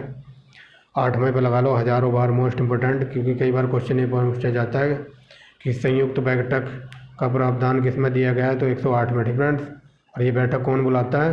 तो राष्ट्रपति बुलाता है। कई बार ये पूछा जाता है कि इस राष्ट्रपति जो संयुक्त बैठक बुलाता है वो किस आर्टिकल के तहत? तो आर्टिकल नंबर 101, 108। ठीक है, आर्टिकल नंबर 108 के तहत वेरी वेरी मोस्ट इंपॉर्टेंट है। ठीक है, 108 में ये बताया गया कि जॉइंट सिटिंग, ठीक है, संयुक्त बैठक होगी। आगे चलते हैं। हजारों बार एग्जाम में पूछा है धन विधेयक, ठीक है, धन विधेयक संबंध में विशेष प्रक्रिया 109 में धन विधेयक, ये एग्जामिनर का पालतू क्वेश्चन है। 110 नंबर आर्टिकल, ठीक है, धन विधेयक की परिभाषा ये आर्टिकल नंबर 10 में बताया गया। ये एग्जामिनर का पालतू क्वेश्चन है, ठीक है फ्रेंड्स। 111 देखिए विधेयकों की अनुमति, ठीक है, और इस पे लगाओ वार्षिक वित्तीय वितरण। हजारों बार एग्जाम में ये पूछा जाता है, कई बार क्वेश्चन ये पूछा जाता है कि जो बजट शब्द हमारे संविधान में किस आर्टिकल में है। ऑप्शन दे देगा 112, 110, 111 और ऑप्शन दे देगा कोई नहीं, तो ऑप्शन होगा कोई नहीं, ठीक फ्रेंड्स, क्योंकि हमारे संविधान में बजट शब्द का कहीं भी उल्लेख नहीं है। बजट शब्द पूरे संविधान को आप छान मारोगे कहीं नहीं मिलेगा, ठीक फ्रेंड्स, क्योंकि बजट शब्द की जगह ये लिखा है वार्षिक वित्तीय वितरण। वेरी वेरी मोस्ट इंपॉर्टेंट है, ठीक फ्रेंड्स। हजारों बार एग्जाम में पूछा कि बजट शब्द कौन से आर्टिकल में है, तो किसी में नहीं, आंसर हो जाएगा नन, ठीक फ्रेंड्स, क्योंकि बजट के शब्द की जगह वार्षिक वित्तीय वितरण का आर्टिकल है 112। वेरी वेरी मोस्ट इंपॉर्टेंट है, ठीक फ्रेंड्स, याद रखना। आगे चलते हैं। संसद की प्राक्कलनों के संबंध में प्रक्रिया 113 में, ठीक है। 114 देखिए विनियोग विधेयक, ठीक है। 15 में देखिए अनुपूरक रिक्तियाँ और अधिक अनुदान, ठीक है। 116 में लेखानुदान, प्रत्यानुदान और आवानुदान, ठीक है। इनमें से कोई इंपॉर्टेंट नहीं है। आगे चलिए, ठीक है। चाहता तो मैं था आपको जो इम्पोर्टेंट थे वही करवा सकता था, लेकिन मैं आपको पूरे कराऊंगा, ठीक है, ताकि आपके मन में कोई डाउट ना रहे, ठीक है। कई बच्चे कई दिनों से डिमांड कर रहे थे कि अनुच्छेद की वीडियो बनाओ, तो अनुच्छेद की वीडियो अब बन जाएगी, ठीक है, बट आपको समझ ना आएगी। मैं जानता हूँ एक बार में किसी को नहीं समझ आएगा, और ना ही एक बार दिमाग में सेट होगा, तो 2-3 बार जब तक आपको दिमाग में बैठ ना जाए एकदम, तब तक आपको देखते ही रहना है, ठीक फ्रेंड्स। चाहे भले ही आप 2 बार में, 3 बार में, 10 बार में, जब तक आपके समझ ना आए, क्योंकि एग्जाम में डायरेक्ट क्वेश्चन पूछे जाते हैं, और जो सा इंपॉर्टेंट है वो मैं बताते जा रहा हूँ आपको, ठीक फ्रेंड्स, क्योंकि इतने सारे आपको याद नहीं करने। एग्जाम से रिलेटेड पढ़ना वही है जहाँ से एग्जाम में क्वेश्चन पूछा जाता है, ठीक फ्रेंड्स। 117 में देखिए वित्तीय विधेयकों के बारे में विशेष अनुबंध, ठीक फ्रेंड्स। 118 में देखिए प्रक्रिया के नियम, ठीक है। 19 में संसद के वित्तीय कार्य संबंधी प्रक्रिया की विधि द्वारा विनियमन, ठीक फ्रेंड्स। 120 में संसद में प्रयोग की जाने वाली भाषा, ठीक फ्रेंड्स। इस पर थोड़ी सा नज़र मार के याद कर लेना। अभी तक पूछा तो नहीं है, लेकिन आगे पूछने की उम्मीद है, ठीक फ्रेंड्स। संसद की जो भाषा उपयोग की जाती है संसद में, ठीक फ्रेंड्स, तो उसमें 120 में बताया गया लैंग्वेज के बारे में। 121 देखिए संसद में चर्चा और निवर्तन, ठीक है। 122 में देखिए न्यायालयों द्वारा संसद की कार्रवाइयों की जांच न करना, ठीक है। आपने देखा होगा कई बार जब संसद का सत्र वगैरह चलता है तो वहाँ गाली गलौज, जूता चप्पल, लात घूंसने की नौबत आ जाती है। क्यों? क्योंकि वो आर्टिकल 122 के तहत इसका फ़ायदा उठा लेते हैं। इस 122 नंबर में ये बताया गया कि संसद में आप कुछ भी मतलब तोड़ फोड़ करो या जूता चप्पल मारो या खाओ, तो संसद आपके जो उच्च न्यायालय है ना, तो वो आपकी कार्यवाहियों की जांच नहीं कर सकती, ठीक है। ये इस चीज़ का फ़ायदा उठा लेते हैं, ठीक है। 122 में ये बताया गया कि न्यायालयों द्वारा संसद की कार्रवाइयों की जांच नहीं की जा सकती, ठीक है, इसलिए वहाँ लात जूते भी चल जाते हैं कभी कभार। आगे देखते हैं, ठीक फ्रेंड्स, आगे देखिए 123 number very very most important लगाओ इस पर। कई बार एग्जाम में सीधा ये पूछा जाता है कि राष्ट्रपति का अध्यादेश जारी करने की शक्ति किसमें है, तो 1, 2, 3, ठीक है। 123 राष्ट्रपति 123 अनुच्छेद के तहत अध्यादेश जारी करता है, ठीक है। वेरी वेरी मोस्ट इंपॉर्टेंट है, हजारों बार एग्जाम में पूछा है। और लेकिन ये पूछ ले कि राष्ट्रपति तो 123 के तहत करता है, तो राज्यपाल किसके तहत करता है, तो राज्यपाल का हो जाएगा 213, ठीक है। राज्य का राज्यपाल 213 के तहत अध्यादेश जारी करता है। वेरी वेरी मोस्ट इंपॉर्टेंट है दोनों, ठीक है, याद रख लेना। 123 हो गया ना, ठीक है। 123 वेरी मोस्ट इंपॉर्टेंट है। 124 हजारों बार पूछा है, ठीक है। उच्चतम न्यायालय का गठन, ठीक है। क्वेश्चन ये पूछा जाता है कि उच्चतम न्यायालय की परिभाषा या गठन या स्थापना कहाँ दी गई है, तो आर्टिकल नंबर 124। 125 में न्यायाधीशों के वेतन भत्ते, ठीक है। मान लो यहाँ उच्चतम न्यायालय का न्यायाधीश है तो उसको कुछ तनख्वाह भी तो देनी पड़ेगी, पेमेंट वगैरह, तो पेमेंट बताई गई है 125 में उसकी, ठीक है। 125 में पेमेंट होगी। 26 में देखिए कार्यकारी मुख्य न्यायमूर्ति की नियुक्ति, ठीक है। यहाँ पर नियुक्ति तदर्थ न्यायाधीशों की नियुक्ति हजारों बार एग्जाम में पूछा है, ठीक है। 127 के तहत। 128 में देखिए उच्चतम न्यायालय की बैठकों में सेवानिवृत्त न्यायाधीशों की उपस्थिति। ठीक फ्रेंड्स, 128 में बताया गया है। आगे चलिए 129 देखिए, उच्चतम न्यायालय के अभिलेख न्यायालय होना। ठीक फ्रेंड्स, उच्चतम न्यायालय का अभिलेख न्यायालय होना ये बताया गया है 129 में। 130 देखते हैं, उच्चतम न्यायालय का स्थान। ठीक फ्रेंड्स, आगे देखिए 31 में का उच्चतम न्यायालय की आरंभिक अधिकारिता, ये 131 में बताई गई। 31 का क्या निरस्त है। ठीक फ्रेंड्स, मैं थोड़ी तीव्र गति में चल रहा हूँ, बाकी आप लोग, मैं बोलते जा रहा हूँ, देखते सुनते रहना। ठीक फ्रेंड्स, एक बार में समझ ना आए दोबारा देख लेना, खुद पढ़ लेना। ठीक फ्रेंड्स, क्योंकि लैंग्वेज वगैरह सिंपल ही रखी है मैंने, ज़्यादा टफ नहीं रखी है।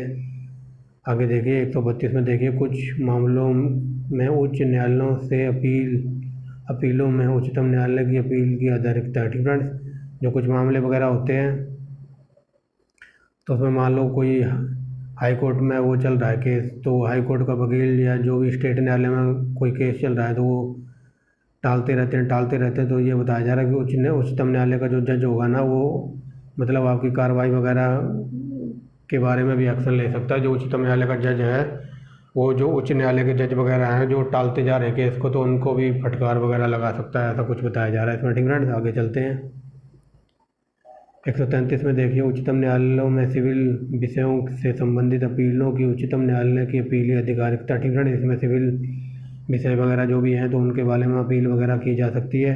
134 में देखिए, दंडिक विषयों में उच्चतम न्यायालय की अपीली अधिकारिता। 134 का क्या देखिए। ठीक फ्रेंड्स, उच्चतम न्यायालय में अपील के लिए प्रमाण पत्र। 135 में देखिए, विद्यमान विधि के अधीन फेडरल न्यायालय की आधिकारिकता और शक्तियों का उच्चतम न्यायालय द्वारा प्रयोक्तव्य। ठीक है, अजीब ही लिखा हुआ है। आगे चलते हैं, ये कोई इंपॉर्टेंट नहीं है, जहाँ इंपॉर्टेंट होगा मैं बता दूंगा। ठीक फ्रेंड्स, 136 में बताया गया अपील के लिए उच्चतम न्यायालय की विशेष इजाज़त। 137 में देखिए, निर्णय और आदेशों का उच्चतम न्यायालयों द्वारा पुनर्विलोकन। ठीक फ्रेंड्स, ये बताया गया है, मान लो एक हाई कोर्ट का जज है, उसने अब कोई डिसीजन दे दिया। ठीक फ्रेंड्स, उसने डिसीजन सुना दिया अपना, तो वो सब अपने डिसीजन को चेंज भी कर सकता है। ठीक फ्रेंड्स, ये बताया गया निर्णय और आदेशों को उच्चतम न्यायालय द्वारा पुनर्विलोकन। ठीक फ्रेंड्स, तो चलिए आगे देखते हैं, उच्चतम न्यायालय की आधिकारिकता। ठीक फ्रेंड्स, 138 में देखिए, उच्चतम न्यायालय की आधिकारिकता में वृद्धि। 139 में देखिए, कुछ रेट निकालने की शक्तियाँ का उच्चतम न्यायालय को प्रदत्त किया जाना। ठीक फ्रेंड्स, जो उच्चतम न्यायालय के जो न्यायाधीश वगैरह हैं वो रेट वगैरह निकालते हैं, तो उसके बारे में बताया जा रहा है। ठीक फ्रेंड्स, 39 का क्या देखिए, कुछ मामलों का अंतरण। 140 में उच्चतम न्यायालय की अनुषंगिक शक्तियाँ। ठीक फ्रेंड्स, 140 में इनकी शक्तियाँ हैं। ठीक फ्रेंड्स, 41 में देखिए, उच्चतम न्यायालय द्वारा घोषित विधि सभी न्यायालयों पर अबद्ध कर होना। ठीक फ्रेंड्स, 142 में देखिए, उच्चतम न्यायालय की दंडक्रियाओं और आदेशों का प्रवचन और प्रकटीकरण आदि के बारे में आदेश। ठीक friends, 143 very very most important लगाओ इस पे फ्रेंड्स। इसमें ये बताया जा रहा है, मान लो कोई केस वगैरह है तो राष्ट्रपति उस पर सोच विचार कर रहा है, मतलब उसे कोई आइडिया नहीं सूझ रहा है राष्ट्रपति को। सिंपल वे में समझिए, मान लो राष्ट्रपति को कोई कार्य करना है और उसको मतलब कोई आइडिया नहीं आ रहा उसके दिमाग में, तो वो ये सोचता है कि चलो जो हमारे देश का CJI है, चीफ जस्टिस ऑफ इंडिया, मतलब उच्चतम न्यायालय का जो जज है, तो उससे मतलब वो कोई आइडिया वगैरह मांग सकता है, सलाह वगैरह। ठीक है, तो ये वेरी वेरी मोस्ट इंपॉर्टेंट है। कई बार एग्जाम में पूछा कि उच्चतम राष्ट्रपति किसके कौन से आर्टिकल के तहत मतलब उच्चतम न्यायालय का परामर्श या कोई आइडिया वगैरह ले सकता है उच्चतम न्यायालय के जज से, तो 143 के तहत। लेकिन कई बार एग्जाम थोड़ा और डीप में जाके पूछा जाता है, मान लो जो जज है, उच्चतम न्यायालय का जज है, हाई कोर्ट का या सर्वोच्च न्यायालय का जो जज है, उसका आइडिया राष्ट्रपति को पसंद नहीं आया। ठीक फ्रेंड्स, तो क्या राष्ट्रपति उस आइडिया जो जज ने आइडिया दिया है तो क्या वो राष्ट्रपति को मानना ही पड़ेगा? तो ऐसा क्वेश्चन पूछा जाता है कि जो उच्च न्यायालय का जो जज होता है वो जो मतलब परामर्श देता है राष्ट्रपति को, कोई सलाह या आइडिया देता है, तो राष्ट्रपति पर वो बाध्यकारी होगा, तो उसका आंसर होगा नहीं। ठीक फ्रेंड, राष्ट्रपति का मन है, अगर आइडिया अच्छा लगा तो मान भी लेगा, अगर आइडिया अच्छा नहीं लगा तो कोई उसके ऊपर लोड नहीं है कि आइडिया मानना ही है। ठीक फ्रेंड्स, ये क्वेश्चन पूछा जाता है तो उसका आंसर हो जाएगा नो। आगे देखिए 144 में सिविल और न्यायिक प्राधिकारों द्वारा उच्चतम न्यायालय, ठीक फ्रेंड्स। 144वां क्या रद्द है, ठीक फ्रेंड्स। 145वें न्यायालय के विनय आदि, ठीक फ्रेंड्स। तो इसमें सिर्फ ये इंपॉर्टेंट था, ठीक फ्रेंड्स। एक सेकेंड, 143वां, ठीक फ्रेंड्स। इस पर वेरी वेरी मोस्ट इंपॉर्टेंट लगा लो, 143वां, ठीक फ्रेंड्स। आगे चलते हैं। 140 देखिए, उच्चतम न्यायालय के अधिकारियों और सेवक तथा व्यय, ठीक फ्रेंड्स। 147 में निर्वाचन है। 148 में वेरी वेरी मोस्ट इंपॉर्टेंट है, इस पर लगाओ। इसमें बताया जा रहा है कि जो भारत का क्या है ना, भारत का नियंत्रक एवं महालेखा परीक्षक, वेरी वेरी मोस्ट इंपॉर्टेंट है, 1000 बार एग्जाम में पूछा है, ठीक फ्रेंड्स। भारत का जो नियंत्रक एवं महालेखा परीक्षक किस में है, तो ये 148 में है, ठीक फ्रेंड्स। आगे देखते हैं। निरंतक महालेखा परीक्षक के कर्तव्य और शक्तियाँ 149 में बताई गई हैं। 150 देखिए, संघ और राज्यों के बारे में, संघ और राज्यों के लेखाओं का प्रारूप, ठीक फ्रेंड्स। ये 150 में बताया गया है। 151 में संप्रेक्षक प्रतिवेदन, ठीक फ्रेंड्स।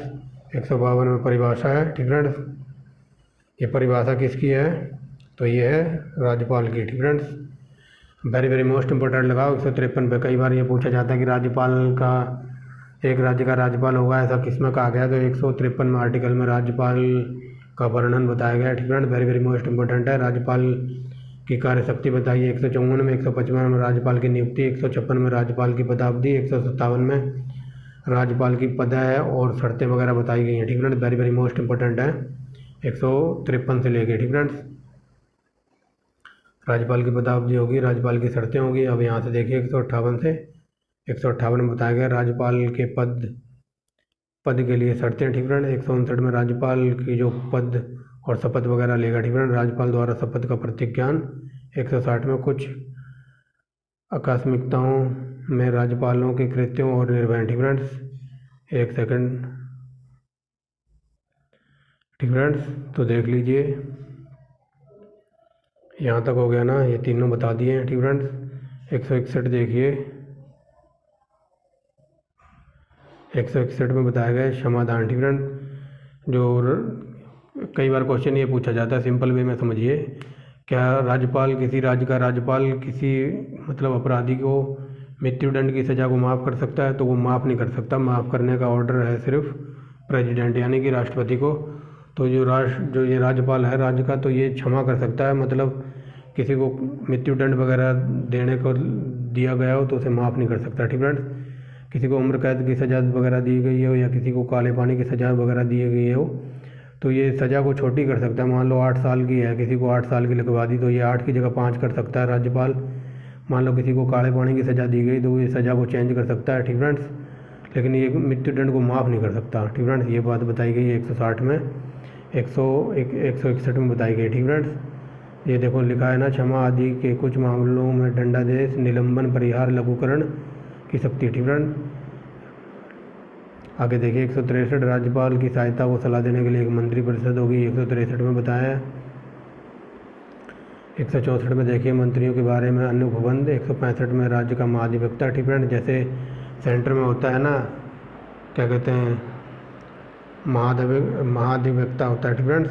महान्यायवादी जिसे बोलते हैं, अटॉर्नी जनरल, तो ये होता है, वो सेंटर का होता है, ये राज्य का होता है, ठीक फ्रेंड। 165 में इसका वर्णन दिया गया है। 166 में देखिए राज्य सरकार की कार्य संचालन, ठीक फ्रेंड। राज्य सरकार कैसे अपनी सरकार चलाएगी उसके बारे में बताया गया है। 167 में राज्य को जानकारी देने आदि संबंध में मुख्यमंत्री का कर्तव्य, ठीक फ्रेंड्स।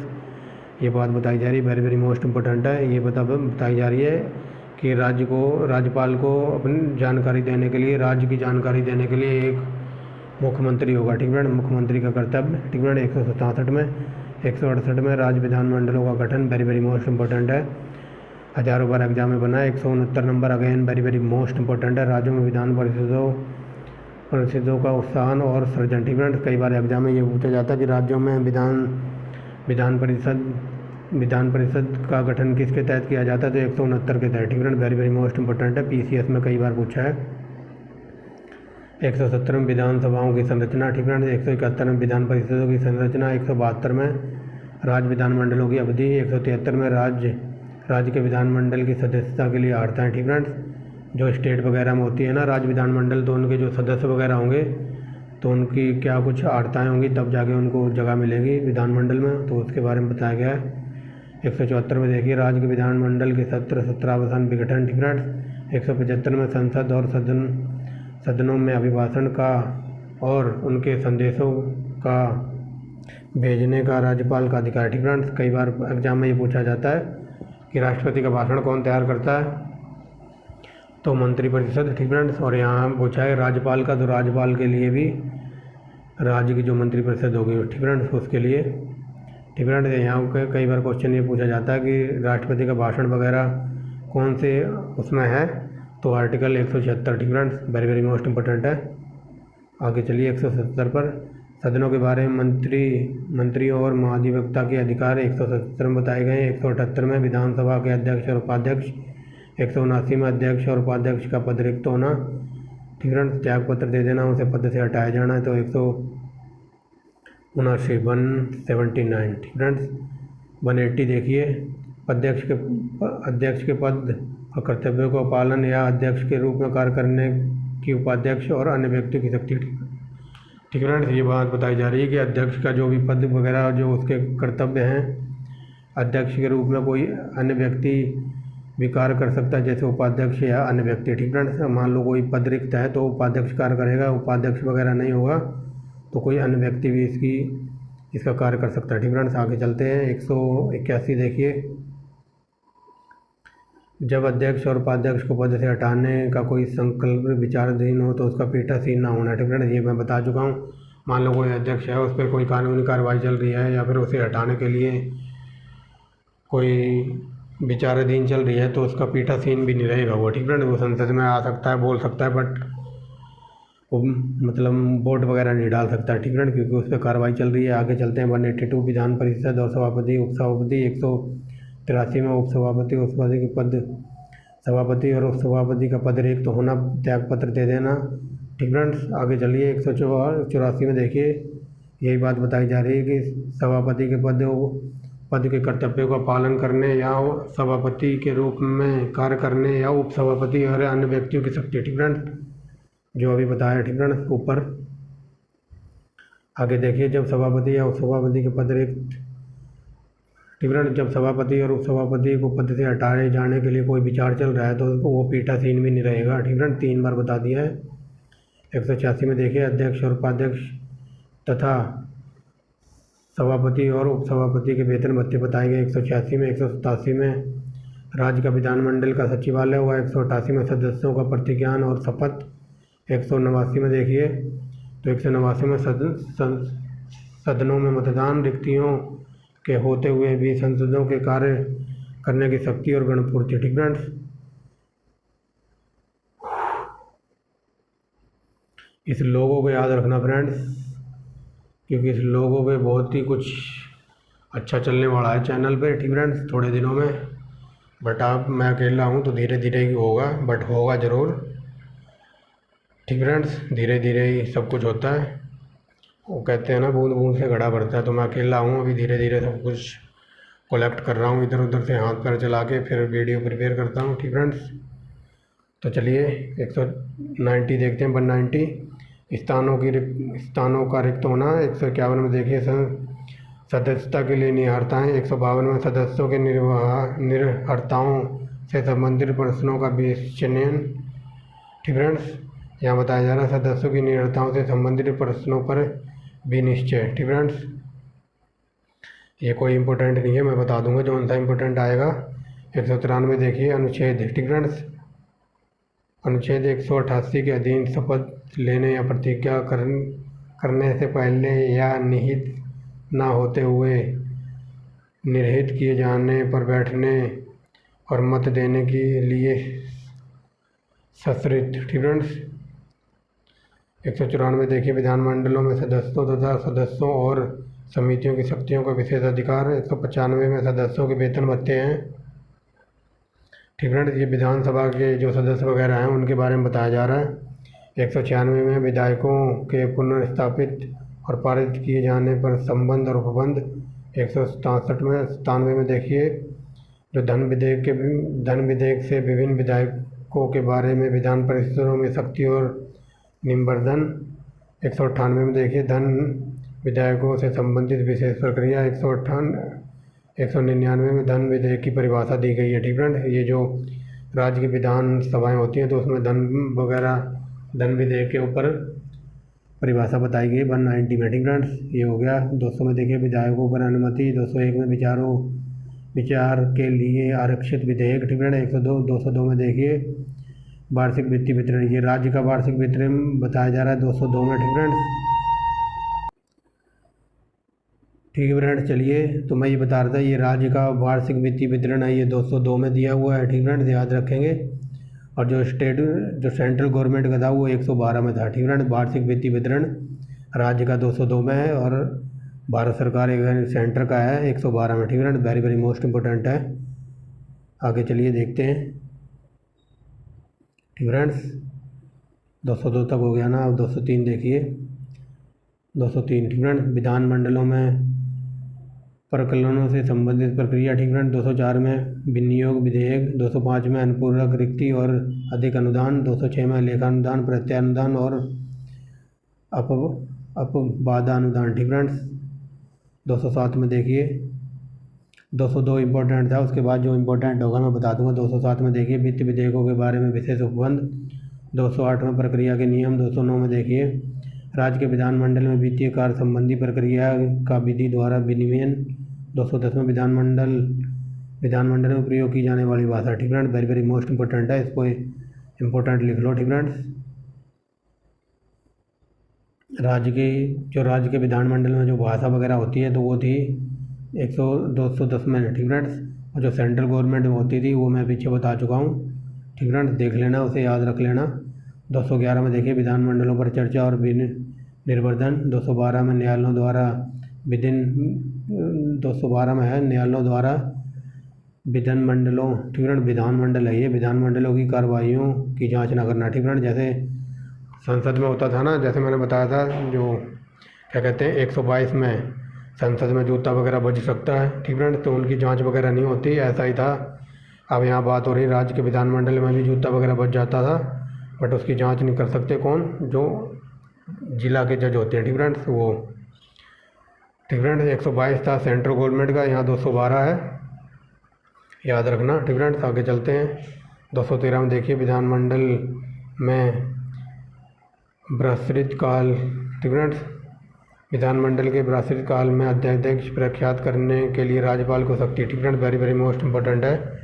जो मैंने आपको बताया था ना, राष्ट्रपति तो लेता है अध्यादेश जारी करता है 123 के तहत, और यहाँ बात हो रही है राज्यपाल की। ठीक फ्रेंड, तो ये करेगा 213 के तहत। ठीक फ्रेंड, देख लीजिए, वही बात बताई जा रही है कि अध्यादेश जारी करने की शक्ति है राज्यपाल को 213 के तहत। 214 में देखिए राज्यों के लिए उच्च न्यायालय होगा।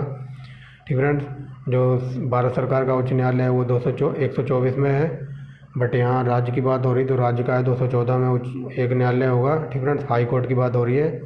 215 में उच्च न्यायालयों के जो अभिलेख और न्यायालय होना। ठीक फ्रेंड्स, 215 में ये बताया गया कि उच्च न्यायालयों के अभिलेख का न्यायालय होना। 216 में उच्च न्यायालयों का गठन। ठीक फ्रेंड्स, आगे देखिए 217 चलते हैं। 217 में देखिए उच्च न्यायालयों के जो न्यायाधीशों की नियुक्ति है, उनके पद और शर्तें। ठीक friends, very very most important है।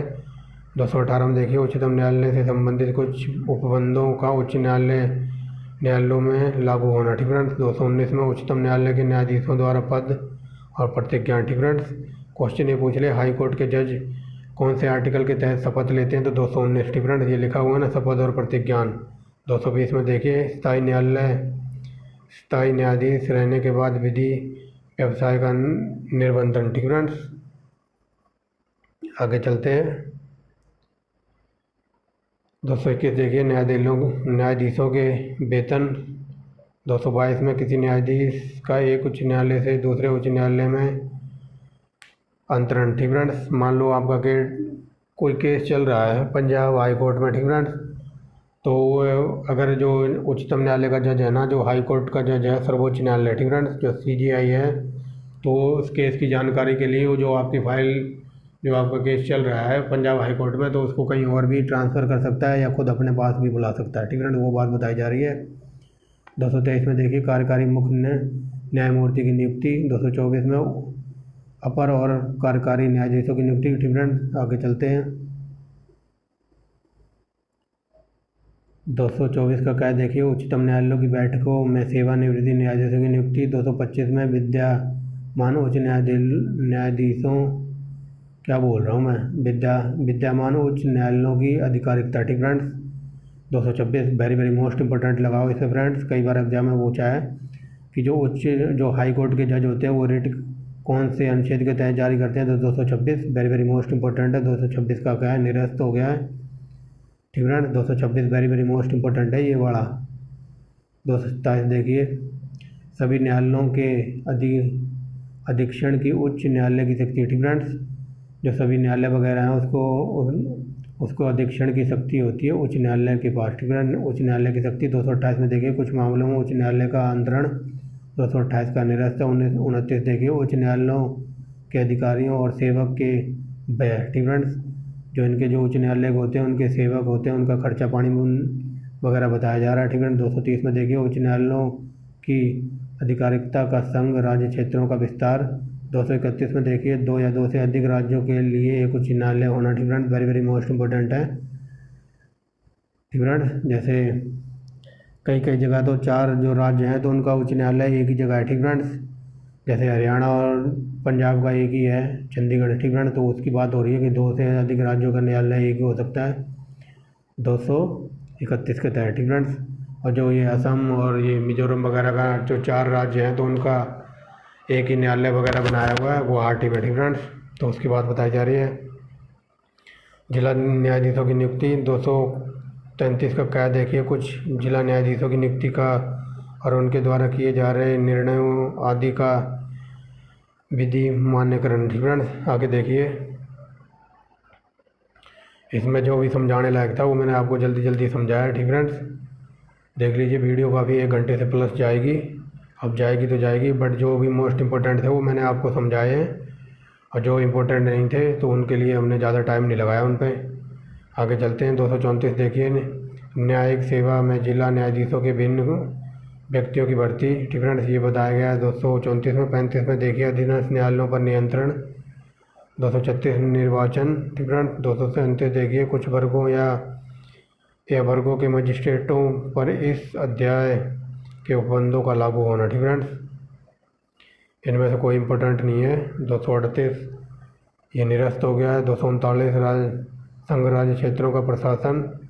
239 का है। ठीक फ्रेंड्स, कुछ संघ राज्य क्षेत्रों के स्थानीय विधान मंडलों और मंत्रिपरिषदों दोनों का सृजन। ठीक फ्रेंड्स, ये याद रखना 239 ये वाला। ठीक friends, very very most important है, कई बार पूछ लेता है कि संघ राज्य क्षेत्रों का प्रशासन किस में है, तो 239।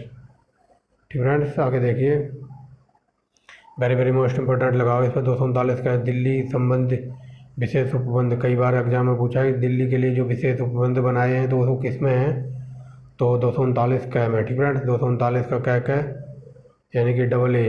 ठीक फ्रेंड्स, संवैधानिक तंत्र के विफल हो जाने की दशा में उपबंध। ठीक फ्रेंड्स, मान लो हमारा कोई राज्य है तो उसमें सरकार वगैरह अपना शासन करने में या सरकार चलाने में विफल हो जाती है तो उसके वगैरह उपबंध जो भी होंगे वो बताए गए 239 के क्या में। 239 का क्या देखिए, तो विधानमंडल। ठीक है, विधानमंडल में विश्वासरित ये अध्यादेश लिखा हुआ है। ठीक है, इसको भूल जाइए, ये बड़ी दुखदाई वर्ड है ये, इसको तो बोलने के लिए मेरे जीभ में छाले पड़ जाएंगे।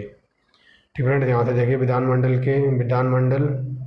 इसे भी। ठीक है, यहाँ से भूल जाइए, इतना देखिए, विधानमंडल में अध्यादेश प्रख्याति करने की प्रशासक की शक्ति। ठीक है, जो विधानमंडल में जो अध्यादेश जारी वगैरह होता है तो उसके बारे में बताया गया है यहाँ। ठीक है, याद रखिए।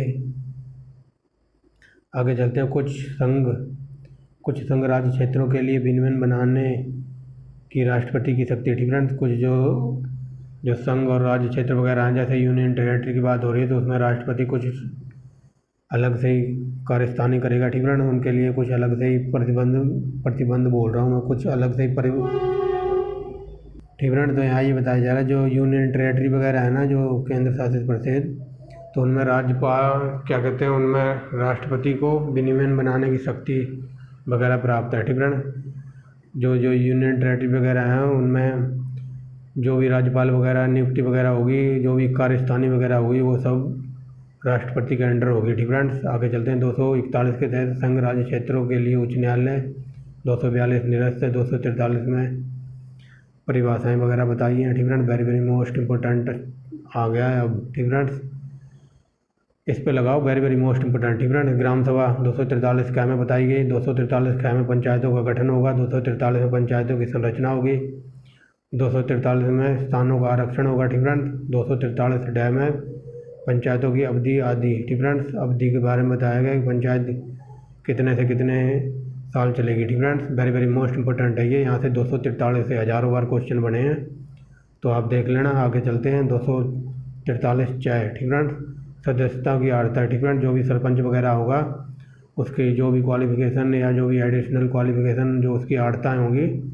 ठीक फ्रेंड्स, सबसे मेन बात तो ये, पंचायत का चुनाव लड़ने के लिए 21 वर्ष की आयु होनी चाहिए। वेरी वेरी मोस्ट इंपॉर्टेंट है, हज़ारों बार एग्जाम में पूछा है और कई बार ये पूछा है।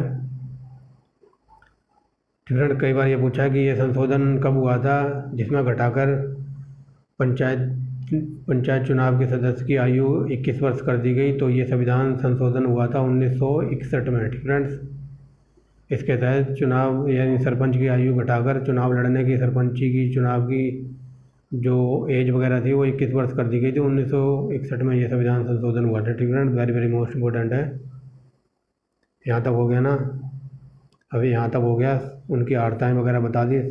243(6) पर सरपंचों की शक्तियाँ, प्राधिकार और उत्तरदायित्व। ठीक फ्रेंड्स, सरपंचों के क्या उत्तरदायित्व होंगे, क्या उनको अथॉरिटी होगी, शक्ति वगैरह होगी। ठीक फ्रेंड्स, आगे चलते हैं। ये सारे इंपॉर्टेंट चल रहे हैं। ठीक फ्रेंड्स, 243(j) में बताया गया पंचायतों द्वारा आरोपित करने की शक्तियाँ और उनकी विधियाँ। ठीक फ्रेंड्स, 243(j) वित्तीय स्थिति में पुनर्वलोकन के लिए वित्त आयोग का गठन। ठीक फ्रेंड्स, वित्तीय स्थिति में पुनर्वलोकन के लिए वित्तीय आयोग का गठन। ठीक फ्रेंड्स, ऐसा कौन करेगा, ऐसा सरपंच वगैरह कर सकता है। आगे चलते हैं। 243(j) पंचायतों के लेखाओं की संप्रेक्षा। ठीक फ्रेंड्स, 243(ट) पंचायतों के लिए निर्वाचन। वेरी वेरी मोस्ट इम्पोर्टेंट है, कई बार पूछा है कि पंचायतों का निर्वाचन कौन से अनुच्छेद में है, तो अनुच्छेद 243(ट). ठीक फ्रेंड्स, ट याद रख लेना है, यानी कि जो इंग्लिश में अगर आप याद रख सकते हो तो इंग्लिश में ऐसे याद रख लेना। 243 ए को बोलते हैं। ठीक फ्रेंड्स, ए, और ए को हिंदी में बोलते हैं क। तो का से देख लेना ए के बाद कितना आगे जाएगा, क, ख, ग, झ, पता नहीं क्या है। ठीक फ्रेंड्स, ये ए अगर हिंदी में तो लिखते हैं 243 का, लेकिन इंग्लिश में अगर आपको याद रखना तो 243 का क ए। ठीक फ्रेंड्स, अब देख लेना ट कैन से नंबर पर आएगा, आई थिंक 4, 7वें 8वें नंबर पर आता हुआ। ठीक फ्रेंड्स, आप देख लेना। वैसे हिंदी में याद रखोगे तो काफ़ी लंबे समय तक याद रहेगा। पंचायतों का जो निर्वाचन है वो 243(ट) में बताया गया। 243(ठ) में संघ राज्य क्षेत्रों का लागू होना। 243 के ड में इस भाग का कतिपय क्षेत्रों को लागू न होना। ठीक फ्रेंड्स, आगे चलते हैं। 243 यहाँ तक हो गया। ठीक फ्रेंड्स, आगे देखते हैं 243 का ड। ठीक फ्रेंड्स, 243 का ड यानी कि ये ढक्कन वाला है। ठीक फ्रेंड्स, विद्वान विधियों और पंचायतों का बना रहना। ठीक फ्रेंड्स, ये इंपॉर्टेंट नहीं है, ये नहीं है। ठीक फ्रेंड्स, ये नहीं है, बट आप इसको याद रखना, वेरी वेरी मोस्ट इम्पोर्टेंट है। ठीक फ्रेंड्स, आगे चलते हैं। हिंदी बड़ी क्लिष्ट आ गई है अब। ठीक फ्रेंड्स, और जो PCS वगैरह के एग्ज़ाम होते हैं ना, उनके पेपरों की आप हिंदी देख लोगे ना तो भाई साहब A1 क्वालिटी की एकदम शुद्ध क्लिष्ट हिंदी लिखते हैं वो, ताकि आपको पढ़ने में टाइम वेस्ट हो। और वही तो ये चाहते हैं कि एग्जामिनर आपके दिमाग के साथ खेलना चाहता है, आपके टाइम को बर्बाद करना चाहता है, आपका टाइम को खा जाना चाहता है वो एग्ज़ाम में, इसलिए वो शुद्ध क्लिष्ट हिंदी लिखता है। ठीक फ्रेंड्स, बट कुछ ऐसे शब्द होते हैं जिसका आपको इंग्लिश वर्जन भी देख लेना चाहिए। आगे चलते हैं। ठीक फ्रेंड्स, 243(ट) में परिभाषाएँ हैं। 243(ठ) में नगर पालिका का गठन, वेरी वेरी मोस्ट इम्पोर्टेंट है। 243(ठ) नगर पालिकाओं की संरचना। ठीक फ्रेंड्स, 243(ठ) धनुष, तो इसमें वार्ड समितियों आदि को गठन की संरचना बताई गई है। ठीक friends, 243 very very most important था। 243(ठ) और ड और ध। ठीक फ्रेंड्स, ये तीनों ही मोस्ट इम्पोर्टेंट है। ठीक फ्रेंड्स, ये ठीक friends, very very most important है। 243 का नए स्थानों का आरक्षण। 243 का है नगर पालिकाओं की अवधि। ठीक फ्रेंड्स, आगे चलते हैं। 243 का फैस सदस्यों के लिए निहरताएँ। ठीक फ्रेंड्स, 243 का नगर पालिकाओं आदि की शक्ति, प्राधिकार और उत्तरदायित्व। ठीक फ्रेंड्स, 243 का वह नगर पालिका द्वारा आरोपित करने की शक्ति और उनकी विधियाँ। 243 वित्त आयोग। ठीक फ्रेंड्स, राज्य का वित्त आयोग या नगर पालिका का। ठीक फ्रेंड्स, आगे देखते हैं। 243 का यह नगर पालिकाओं में। ठीक फ्रेंड्स, ये जो आया था ना, ये वित्त आयोग, ये नगर पालिका का वित्त आयोग है। ठीक फ्रेंड्स, याद रखना। 243 का नगर पालिकाओं के जो लेखाओं का, नगर पालिकाओं के लेखाओं की संप्रेक्षा। 243 यह का नगर पालिकाओं के लिए निर्वाचन। 243 यह है यानी कि संघ राज्य क्षेत्रों का लागू होना। 243 का यह है। ठीक फ्रेंड्स, इस भाग का कतिपय क्षेत्रों पर लागू होना। ठीक फ्रेंड्स, इनमें से कोई इंपॉर्टेंट नहीं था, मैं बता दूंगा जहाँ पे आएगा। आगे चलते हैं। 243 का यह है जिला योजना के लिए समिति। 243 का यह है महानगर योजना की समिति। 243 का यह है विद्यमान विधियों और नगर पालिकाओं का बना रहना। 243 का यह है। ठीक फ्रेंड्स, मान लो ये यह के बाद ये इसी के पार्ट चल रहे हैं। ठीक फ्रेंड्स, मान लो कोई है तो उसका पार्ट ए है, तो ए के अंदर इसी के अंदर पार्ट बना बना के पूछे जा रहे हैं। ठीक फ्रेंड्स, इसलिए ये आ रहा है बार बार। ठीक फ्रेंड्स, 243 का यह है निर्वाचन संबंधी मामलों में न्यायालयों का हस्तक्षेप विसर्जन। ठीक फ्रेंड्स, आगे चलते हैं। आगे देखिए 244 आ गया। ठीक फ्रेंड्स, तो इसमें देखिए अनुसूचित क्षेत्रों और जनजातियों का प्रशासन बताया गया। ठीक फ्रेंड्स, आगे चलते 243 का है, तो इसमें असम के कुछ जनजाति क्षेत्रों को समाविष्ट करने वाला स्वशासी राज्य बनना और उसके लिए स्थानीय विधानमंडल या मंत्री परिषद दोनों का सृजन। ठीक फ्रेंड्स, ये बात बताई जा रही है 244 में। 244 के क्या में जो असम की जनजाति वगैरह जो क्षेत्र वगैरह हैं, तो उसमें एक स्वशासी राज्य बनाना और उसके लिए विधानमंडल या मंत्री परिषद का गठन का सृजन करना। ठीक है, वो बात बताई जा रही है। 245 में संसद द्वारा राज्यों के विधानमंडलों द्वारा बनाई गई विधियों और विस्तार। ठीक है, जो विधियाँ और विस्तार विधानमंडल बनाता है राज्यों के लिए, उसकी बात बताई जा रही है।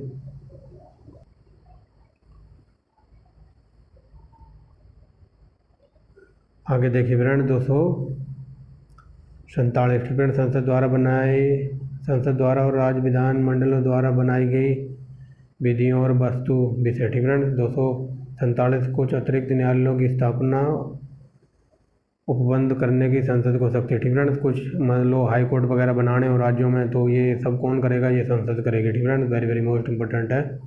248 अवशिष्ट विधायी शक्तियाँ। 249 राज्य सूची के विषय से संबंधित में राष्ट्रीय हित में विधि बनाने की शक्ति संसद को है। ठीक है, देख लेना आप। आगे चलते हैं 250 देखिए। ठीक है, यदि आपातकाल की उद्घोषणा प्रवर्तन में हो तो राज्य सूची के विषय में संबंधित विधि। ठीक है, मान लो कोई आपातकाल की घोषणा वगैरह होने वाली, तो जो इसके संबंध में जो सूची वगैरह जो विधि बनेगी उसके बारे में बताया जा रहा है। ठीक है, आगे चलते हैं 251 नंबर देखिए। 251 में संसद द्वारा अनुच्छेद 249 और 250 के अधीन बनाई गई विधियों और राज्य विधानमंडलों द्वारा बनाई गई विधियों के संगीत। ठीक है, ये बात बताई जा रही है। 250 और 249 में जो भी राज्य विधानमंडल ने जो भी विधियाँ बनाई होंगे, तो राज्य विधानमंडल द्वारा बनाई गई विधियों में असंगत थी। ठीक है, आगे चलते हैं 252 नंबर देखिए। 2 या 2 से अधिक राज्यों के लिए उनकी सहमति से विधि बनाने की संसद की शक्ति और ऐसी विधि का किसी अन्य राज्य द्वारा अंगीकार किया जाना। ठीक है, आगे चलते हैं। ये बात बताई जा रही है कि जो 2 या 2 से अधिक राज्य जो भी संसद की शक्ति और एक ऐसी विधि वगैरह बनाते हैं, तो वो एक राज्य से दूसरे राज्य में भी अडोप्ट की जा सकती है या बनाई जा सकती है या लागू की जा सकती है। आगे चलते हैं 243 वेरी वेरी मोस्ट इंपॉर्टेंट है। अंतर्राष्ट्रीय कारागारों को प्रभावी करने के लिए विधान। ठीक है, 254 नंबर विधानमंडलों द्वारा बनाई गई विधियाँ असंगति। ठीक है, आगे चलते हैं 255 नंबर सिफारिशों और पूर्व मंजूरी के बारे में अपेक्षाओं को केवल प्रक्रिया के विषय में मानना। ठीक है, ये कोई इम्पोर्टेंट नहीं है यहाँ पर। अभी आप टेंशन फ्री रहिए। 256 राज्यों की और संघ की बाध्यता। 257 में कुछ दशाओं में राज्य पर संघ का नियंत्रण। 257 क्या है, निरस्त है। 258 कुछ दशाओं के बारे में राज्यों की शक्ति प्रदान करने आदि की संघ की शक्ति। ठीक फ्रेंड्स, आगे देखते हैं। ठीक फ्रेंड्स, आगे देखिए 259 नंबर निरस्त है। 260 भारत से बाहर के राज्य क्षेत्रों से संबंध में संघ की आधिकारिकता। ठीक फ्रेंड्स, आगे देखिए सार्वजनिक कार्य, अभिलेख और न्यायिक कार्रवाइयाँ। 262 में वेरी वेरी मोस्ट इम्पोर्टेंट है, इस पे मोस्ट इम्पोर्टेंट लगाना। ठीक फ्रेंड्स, इस पे अंतर्राज्यीय नदियों या नदी दोनों में जल संबंधी विवाद। ठीक फ्रेंड्स, जो ये कावेरी नदी के ऊपर जल विवाद चल रहा है ना, आंध्र प्रदेश और तमिलनाडु का, तो ये हज़ारों बार एग्जाम में यूपी पीसीएस में क्वेश्चन बना है। ठीक फ्रेंड्स, कि ये पूछा जाता है नदियों का विवाद और दोनों के संबंधी विवाद, अंतर्राज्य की जो दो राज्यों के बीच में जो विवाद है नदियों के जल को लेकर, नदियों के पानी को लेकर, जैसे हरियाणा और पंजाब का चल रहा है ना, जो भाखड़ा नागल बांध बना हुआ है उसके ऊपर, तो ये क्वेश्चन पूछ लिया जाता है कि दोनों राज्यों के बीच नदियों का विवाद आर्टिकल कौन से तहत आता है। तो 262 याद रखना, वेरी वेरी मोस्ट इम्पोर्टेंट है। 263 अगेन वेरी मोस्ट इम्पोर्टेंट है, अंतर्राज्यीय परिषद के संबंध में उपबंध। 264 विधि के प्राधिकार के बिना करों और अधिरोपण न किया होना। ठीक फ्रेंड्स, आगे देखते हैं 265 नंबर, विधि के प्राधिकार के बिना करों को अधिरोपण न किया होना। ठीक फ्रेंड्स, आगे चलते हैं। इनमें से कोई इंपॉर्टेंट नहीं था, इंपॉर्टेंट था ये 62 और 63, वेरी वेरी मोस्ट इंपॉर्टेंट है, इन पे लगा लो। अब चलते हैं, हमारा मोस्ट इंपॉर्टेंट टॉपिक शुरू हो रहा है यहाँ से। ठीक फ्रेंड्स, हज़ारों बार एग्जाम में ये क्वेश्चन बना कि भारत की जो संचित निधि है वो किस में है, तो article 266, very very most important है। सीधा क्वेश्चन के रूप में पूछा जाता है कि भारत की संचित निधि कौन से आर्टिकल में है, तो ये 266। ठीक friends, very very most important है। एक सेकेंड, ये देखिए 266 में भारत की संचित निधि है। ठीक friends, very very most important है। 267 आकस्मिकता निधि, अगेन मोस्ट इंपॉर्टेंट। 268 देखिए संघ द्वारा उद्गृहित किए जाने वाले किंतु राज्य द्वारा संग्रहित और विनियोजित किए जाने वाले शुल्क। ठीक फ्रेंड्स, तो 266 67 वेरी वेरी मोस्ट इंपॉर्टेंट है। आगे देखते हैं 69 नंबर, संघ द्वारा उद्गृहित और संग्रहित किए किंतु राज्यों को कर सौंपे जाने वाले। ठीक फ्रेंड्स, ये बात बताई जा रही है कि जो सेंट्रल गवर्नमेंट है वो कर वगैरह लगाती है या इकट्ठा करती है और राज्यों को बांटने के बारे में। ठीक है, राज्यों को सौंपे जाने पर करों की जो भी डिवाइडेशन इनकी रूल होगा, ठीक है, उसको करों को बांटने के लिए। ठीक है, सिंपल वे में ये समझ लीजिए, जो केंद्र सरकार और राज्यों के बीच में जो करों का बंटवारा होता है वो 269 में बताया गया है। ठीक है, आगे चलते हैं। उद्गृहित कर और उनका संघ और राज्यों के बीच वितरण, यही बात बता दी है, ये 270 में। ठीक है, 271 में देखिए कुछ शुल्कों और करों पर संघ के परिजनों के लिए अधिभार। ठीक फ्रेंड्स, कुछ कर वगैरह होंगे वो केंद्र के ऊपर अधिभार वगैरह बताए गए हैं। ठीक फ्रेंड्स, यहाँ पर 272 निरस्त है। 273 देखिए जूट और जूट उत्पादों के निर्यात शुल्क के स्थान पर अनुदान। ठीक फ्रेंड्स, 274 देखिए ऐसे कराधान जिनमें राज्य हितबद्ध है, प्रभाव डालने वाले विधायकों के लिए राष्ट्रपति की पूर्व सिफारिश की अपेक्षा। ठीक फ्रेंड्स, ये कोई इम्पोर्टेंट नहीं है। आगे चलते हैं 275 नंबर, कुछ राज्यों को संघ का अनुदान। 276 नंबर, वृत्तियों, व्यापारों, आजीविकाओं और नियोजनों पर कर। ठीक फ्रेंड्स, एक कर लगा रखा है, किस पर? वृत्तियों, व्यापारों और आजीविकों, नियोजनों पर करों की व्यवस्था बताई गई 276 में। 277 देखिए इसमें बताया गया व्ययावृत्ति। ठीक फ्रेंड्स, व्ययावृत्ति 278 निरस्त है। 279 शुद्ध आगम आदि की गणना। ठीक फ्रेंड्स, शुद्ध आगम आदि की गणना 279 में। 280 में वित्त आयोग, हज़ारों बार एग्जाम में पूछा है, वेरी वेरी मोस्ट इंपॉर्टेंट है। वित्त आयोग किस में बताया गया? 280 में। लगा लो इस पर important, very very most important. 281 में वित्त आयोग की सिफारिश। 282 में संघ या राज्य द्वारा अपने राज्य के लिए किए जाने वाले व्यय। ठीक फ्रेंड्स, संघ और राज्यों के जो खर्चे वगैरह हैं वो 282 में बताए गए हैं। आगे चलिए, ठीक है, 283 में देखिए संचित निधि, आकस्मिकता निधि और लोकलेखा में जमा धनराशियों की अभिरक्षा। ठीक फ्रेंड्स, अभिरक्षा आदि। ठीक फ्रेंड्स, ये बात बताई जा रही है। कई बार क्वेश्चन ये पूछा जाता है कि मान लो भारत सरकार को कोई किसी चीज़ पर खर्च करना है या कुछ लेना वगैरह हो, तो जो भारत सरकार की जो निधि वगैरह है तो उससे धन निकालने की अनुमति किसको होती है, तो वो होती है, क्या कहते हैं, उस पर बिल पेश किया जाता है संसद में, ठीक है। और जो वो बिल वगैरह पास वगैरह होता है तो उसके बाद संचित निधि से धन निकाला जा सकता है, ठीक है। कई बार ये एग्जाम में पूछा जाता है कि जो खर्च वगैरह होता है तो वो कौन सी निधि करती है, तो वो संचित निधि से भारत सरकार धन निकालती है, ठीक है। आगे चलते हैं।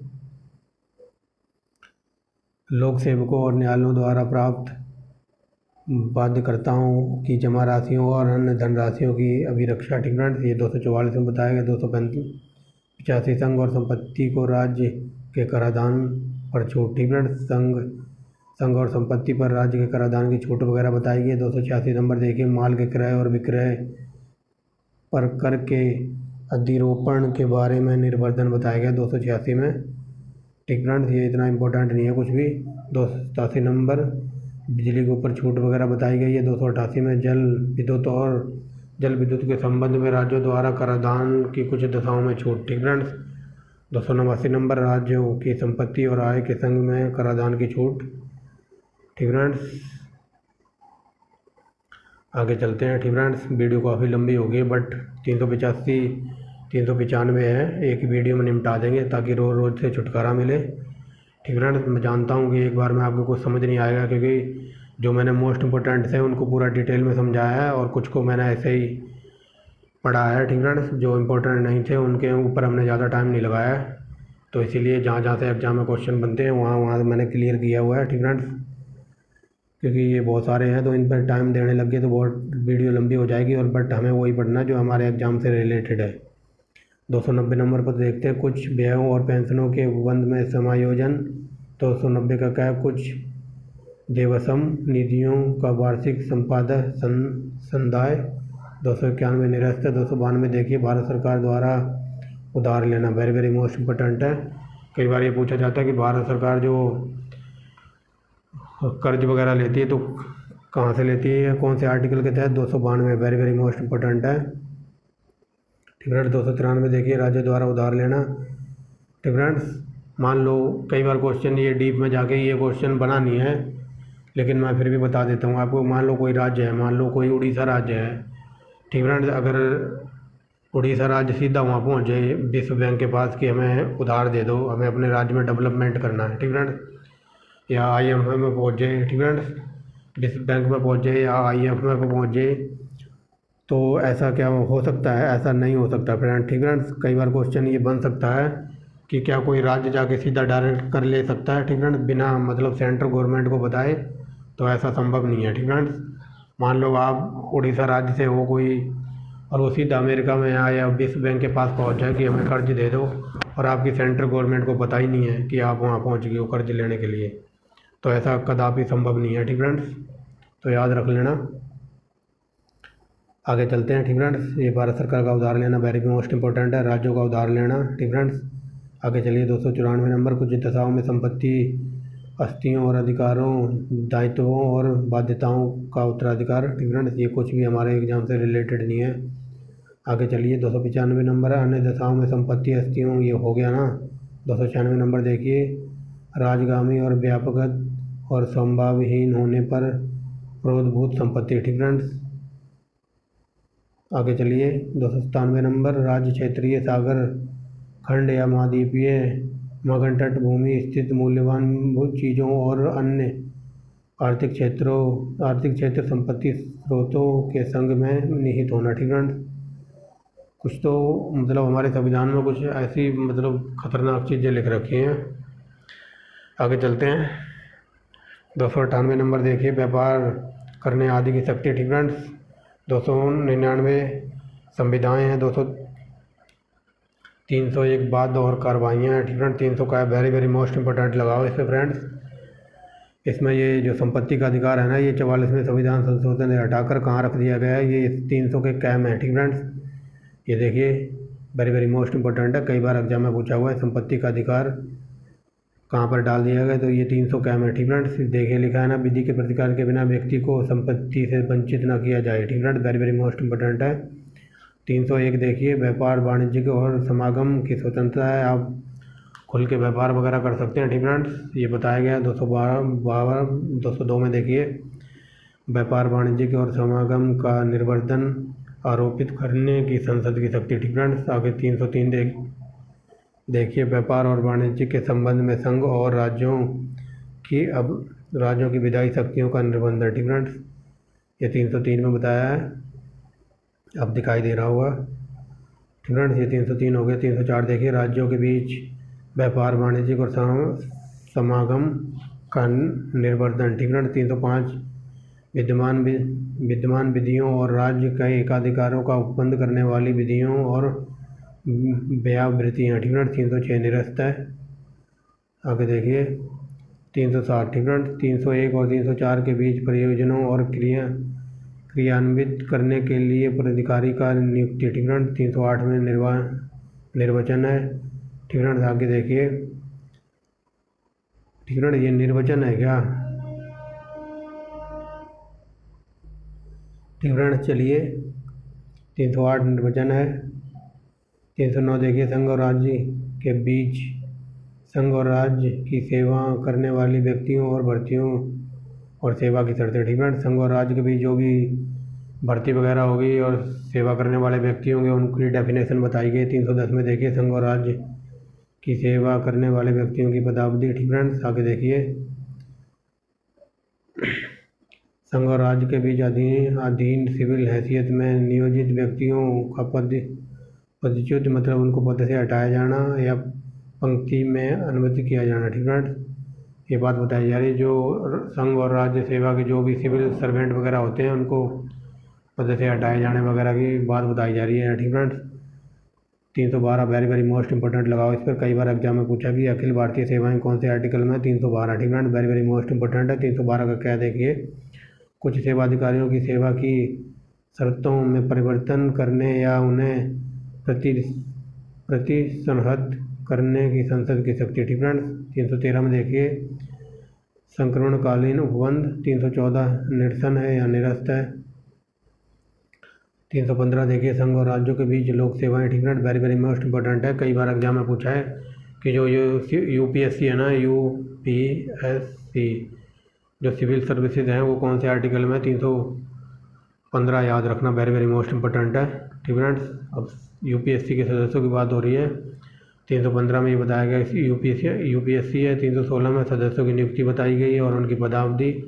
317 लोक सेवा आयोग के किसी सदस्य को हटाया जाना और उसको निलंबित किया जाना। 317 के तहत हटाया जा सकता है, उसको कौन हटाएगा?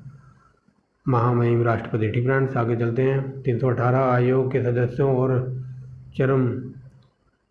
सदस्यों और कर्मचारीबंद की सेवा की शर्तों के बारे में विनियमन बनाने की शक्ति। आगे देखिए आयोग द्वारा सदस्यों को ऐसे सदस्य न होने पर पदधारण करने के संबंध में प्रतिषेध। 320 में लोक सेवा आयोग के कृत्य हैं। 321 में लोक सेवा आयोग के कृत्यों का विस्तार करने की शक्ति। ठीक फ्रेंड्स, ये कोई इंपॉर्टेंट नहीं था, इंपॉर्टेंट था 315। ठीक फ्रेंड्स, 315 और 316 और 317। ठीक फ्रेंड्स, आगे चलते हैं। 321 देखिए लोक सेवा आयोगों का व्यय। ठीक फ्रेंड्स, 323 लोक सेवा आयोगों का प्रतिवेदन। 323 का क्या है? प्रशासनिक अधिकरण। 323 का क्या है? अन्य विषयों के लिए अधिकरण। 324 का निर्वाचनों के अधिरक्षण, निर्वेचन और नियंत्रण के निर्वाचन के आयोग निहित होना। ठीक फ्रेंड्स, आगे चलते हैं।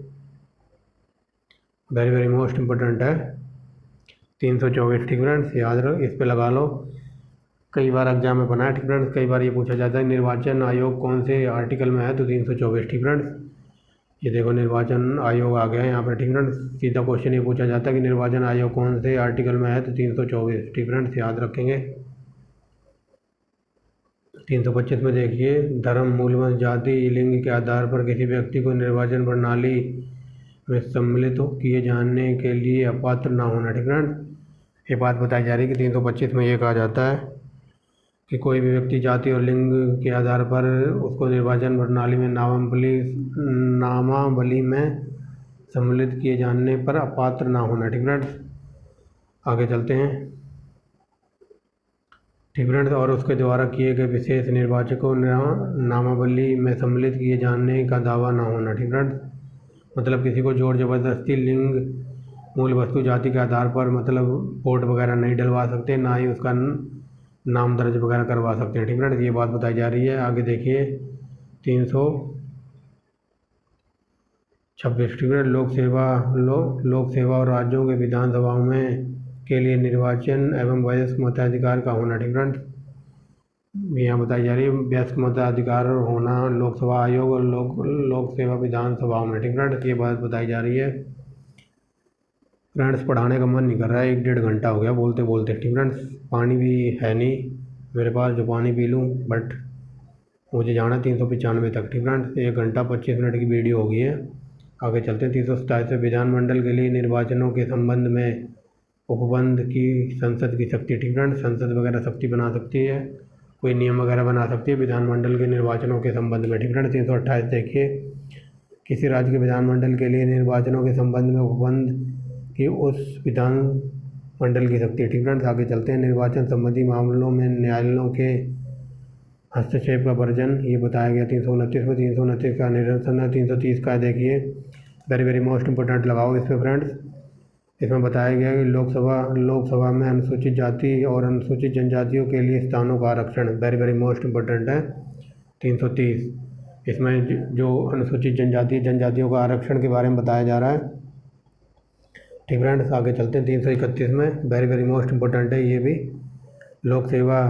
जो लोकसभा है उसमें जो आंग्ल भारतीय समुदाय का प्रतिनिधित्व करते हैं ना, जो आंग्ल भारतीय समुदाय को अपॉइंटमेंट करता है कौन, राष्ट्रपति, तो उसके बारे में आंग्ल भारतीय समुदाय के बारे में बताया गया 331 में। 332 में देखिए, राज्यों की विधानसभाओं में अनुसूचित जाति और अनुसूचित जनजातियों के लिए आरक्षण। ठीक फ्रेंड्स, 330 में सेंट्रल गवर्नमेंट की तरफ से आरक्षण मिलता था अनुसूचित जाति जनजातियों को, बट यहाँ 332 में बताया गया राज्यों में। ठीक फ्रेंड्स, राज्य में जो भी अनुसूचित जनजातियाँ वगैरह होंगी उनके आरक्षण के बारे में बताया गया 332 में। 333 देखिए, राज्यों की विधानसभाओं में आंग्ल भारतीय समुदाय का प्रतिनिधित्व। ठीक फ्रेंड्स, 331 में जो सेंट्रल गवर्नमेंट में जो आंग्ल भारतीय समुदाय था, ठीक फ्रेंड्स, उसके बारे में बताया जा रहा है। अब यहाँ बताया जा रहा है 333 में राज्य विधानसभाओं में जो भी आंग्ल भारतीय समुदाय होगा उसके बारे में डेफिनेशन बताई गई है। आगे चलते हैं। 334 नंबर, स्थानों के आरक्षण में विशेष प्रतिनिधित्व का 60 वर्ष के बाद ना रहना। ठीक फ्रेंड्स, ये बताया गया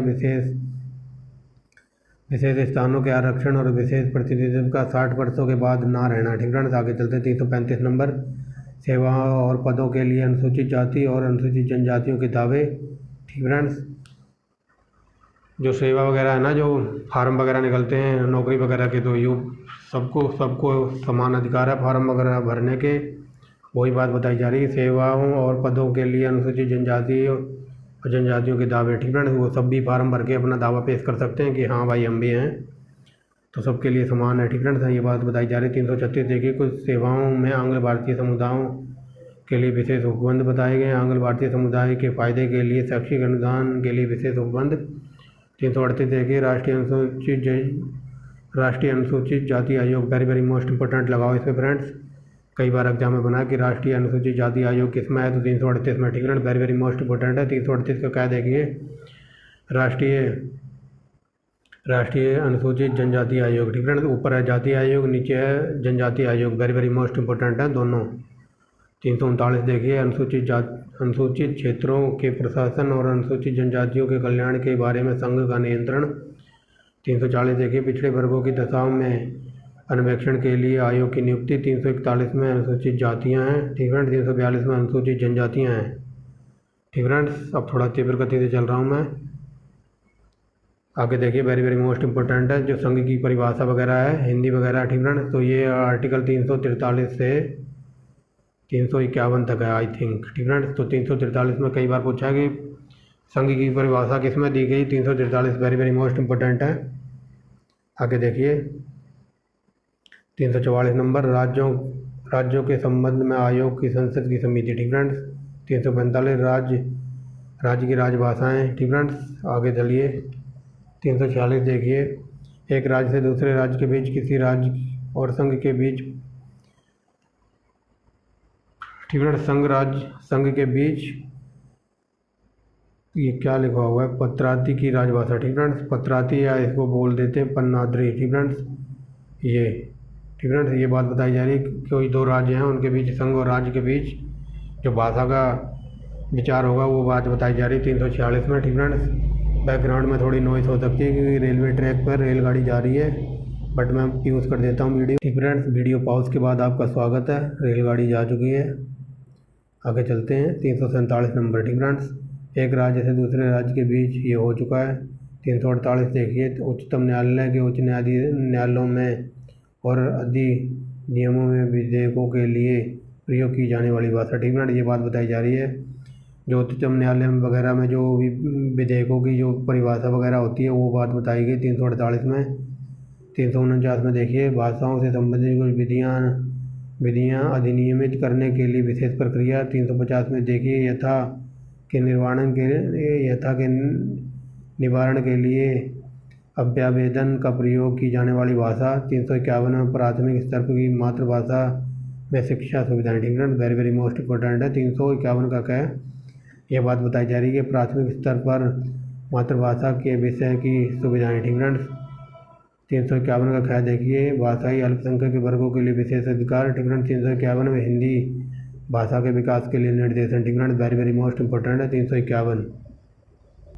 ठीक है, 351 देखिए, वेरी वेरी मोस्ट इंपॉर्टेंट लगा लो इस पर। आगे चलते हैं। 352 में राष्ट्रीय आपातकाल की घोषणा। 353 में आपात की उद्घोषणा का प्रभाव। ठीक है, 354 में जब आपात की उद्घोषणा के प्रवर्तन में जब आपात की उद्घोषणा प्रवर्तन में है तब राजस्वों का वितरण संबंधी उपबंध लागू होना। ठीक है, ये 352 से 360 तक आपातकालीन उपबंध दिए हैं, तो देख लेना। ठीक है, खासकर ये 352 को याद रखना, कई बार का एग्जाम में पूछा गया है। ठीक है, आपातकाल की घोषणा कब होती है, तो 352 के तहत। ठीक है, 355 में देखिए, बाह्य आक्रमण और आंतरिक अशांति में राज्य की सुरक्षा के लिए संघ का कर्तव्य। ठीक है, आगे चलते हैं। राज्य 356 वेरी वेरी मोस्ट इम्पोर्टेंट है, एक सेकंड, अब देखिए। ठीक है, 356 राज्य संवैधानिक तंत्र विफल होने के कारण जो राज्यों में राष्ट्रपति शासन लगता है ना, तो वही बात बताई जा रही है 356 में वो। ठीक है, याद रखेंगे। ये देखो लिखा है ना, राज्यों में संवैधानिक तंत्र विफल हो जाने के कारण राष्ट्रपति शासन लगता है। 357 देखिए, 356 के तहत अधीन की गई उद्घोषणा के अधीन विधायी शक्तियों का प्रयोग। ठीक है, 358 आपातकाल के दौरान आर्टिकल 19 के उपबंधों का निलंबन। ठीक है, आगे देखिए फ्रेंड्स, 359 नंबर देखिए, आपात के दौरान भाग 3 द्वारा प्रदत्त अधिकारों के परिवर्तन का निलंबन। 359 निरसन है। 360 वित्तीय आपातकाल, वेरी वेरी मोस्ट इम्पोर्टेंट है 360वां। 361वां देखिए, राष्ट्रपति और राज्यपालों और राज्य प्रमुखों का संरक्षण। 361 देखिए, 361 का क्या है। ठीक है, संसद और राज्य विधानमंडलों की कार्यवाहियों का प्रकाशन और संरक्षण। 361 का क्या है, लाभप्रदस्त राजनीतिक पदों पर नियुक्ति के लिए निहड़ता। ठीक है, मतलब कोई ऐसा व्यक्ति राजनीतिक पद की नियुक्ति नहीं हो सकता। ठीक है, आगे देखते हैं। 362 निरसन है। 363 देखिए, कुछ संधियों करारों के लिए उत्पन्न विवादों में न्यायालयों का हस्तक्षेप का वर्जन। ठीक है, ये बात बताई जा रही है। कुछ संधि करारों और कुछ मतलब समझौते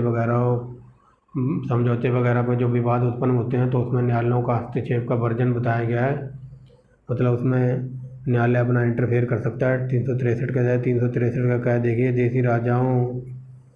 देशी राज्यों के शासकों को दी गई मान्यता समाप्ति और निजी शैलियों का अंतर। ठीक है, 364 देखिए, महापत्तनों और विमान क्षेत्रों के बारे में विशेष उपबंध। ठीक है, जो ये बंदरगाह वगैरह हैं और जो विमान जो क्षेत्र वगैरह हैं उनके बारे में बताया गया है। 365 देखिए, संघ द्वारा दिए गए निर्देशों। ठीक है, संघ द्वारा दिए गए निर्देशों का अनुपालन करने या उसको प्रभावी करने में असफलता का प्रभाव। 366 में परिभाषाएँ। ठीक है, 367 में निर्वचन है। 368 देखिए, वेरी वेरी मोस्ट इम्पोर्टेंट है, संविधान संशोधन की प्रक्रिया, वेरी वेरी मोस्ट इम्पोर्टेंट है। ठीक है, मान लो संविधान में कोई संशोधन करना है तो 368 के तहत होगा। और कई बार ये पूछा जाता है कि कहाँ से आया ये, तो ये संविधान संशोधन की प्रक्रिया हमने ली है साउथ अफ्रीका से। ठीक फ्रेंड्स, आगे चलते हैं। 369 नंबर, राज्य सूची के विषय से संबंधित विधि बनाने के लिए संसद की प्रकार अस्थायी शक्तियों मानों में संवर्ती सूची के विषय में हो। ठीक फ्रेंड्स, कई बार ये पूछा जाता है संवर्ती सूची कहाँ से अडॉप्ट की है, तो संवर्ती सूची हमने ली है ऑस्ट्रेलिया के संविधान से। वेरी वेरी मोस्ट इम्पोर्टेंट है। और ये है, इस पे लगा दो बड़ा बड़ा कांटा, इससे कोई लेना देना नहीं, अभी हटा दिया गया 370। ठीक फ्रेंड्स, आगे चलते हैं। 371 यहाँ से लेके इम्पोर्टेंट लगाना, वेरी वेरी मोस्ट इम्पोर्टेंट है ये। ठीक फ्रेंड्स, जो मैंने बताया था ना, जो कुछ राज्य वगैरह हैं उनको नदी वगैरह का विवाद चल रहा है, और कुछ राज्य ऐसे हैं जिनको विशेष उपबंध वगैरह दिए गए हैं। वेरी वेरी मोस्ट इम्पोर्टेंट लगाना 371 से। ठीक फ्रेंड्स, कई बार ये पूछा जाता है महाराष्ट्र और गुजरात जो राज्य हैं उनको विशेष उपबंध कौन से आर्टिकल में दिए गए हैं, तो 371 याद रखना। 371 के क्या में नागालैंड राज्य से संबंधित विशेष उपबंध, वेरी वेरी मोस्ट इम्पोर्टेंट है ये फ्रेंड्स। आप इन पे, मैं बता रहा हूँ, इन पे निशान लगा लो, ये एग्जाम में सीधे पूछे जाते हैं, पीसीएस वगैरह में कई बार वो क्वेश्चन बने हैं। ठीक फ्रेंड्स, कुछ राज्य हैं जिनको विशेष दर्जा मिला हुआ है, तो गुजरात और महाराष्ट्र को 371 के तहत, 371 क्या के तहत नागालैंड को विशेष राज्य का उपबंध मिला हुआ है। ठीक फ्रेंड्स, विशेष राज्य का दर्जा 371 ख के तहत असम को, 371 ग के तहत मणिपुर को। ठीक फ्रेंड्स, ये देख लेना और आप लिख लेना, कहीं स्क्रीनशॉट लगा के इसको चिपका लेना। ठीक फ्रेंड्स, 371 ग के तहत मणिपुर, 371 के तहत आंध्र प्रदेश राज्य के विशेष उपबंध। ठीक फ्रेंड्स, 371 डा के तहत आंध्र प्रदेश में जो केंद्रीय विश्वविद्यालय है, ठीक फ्रेंड्स, उसकी स्थापना की गई होगी।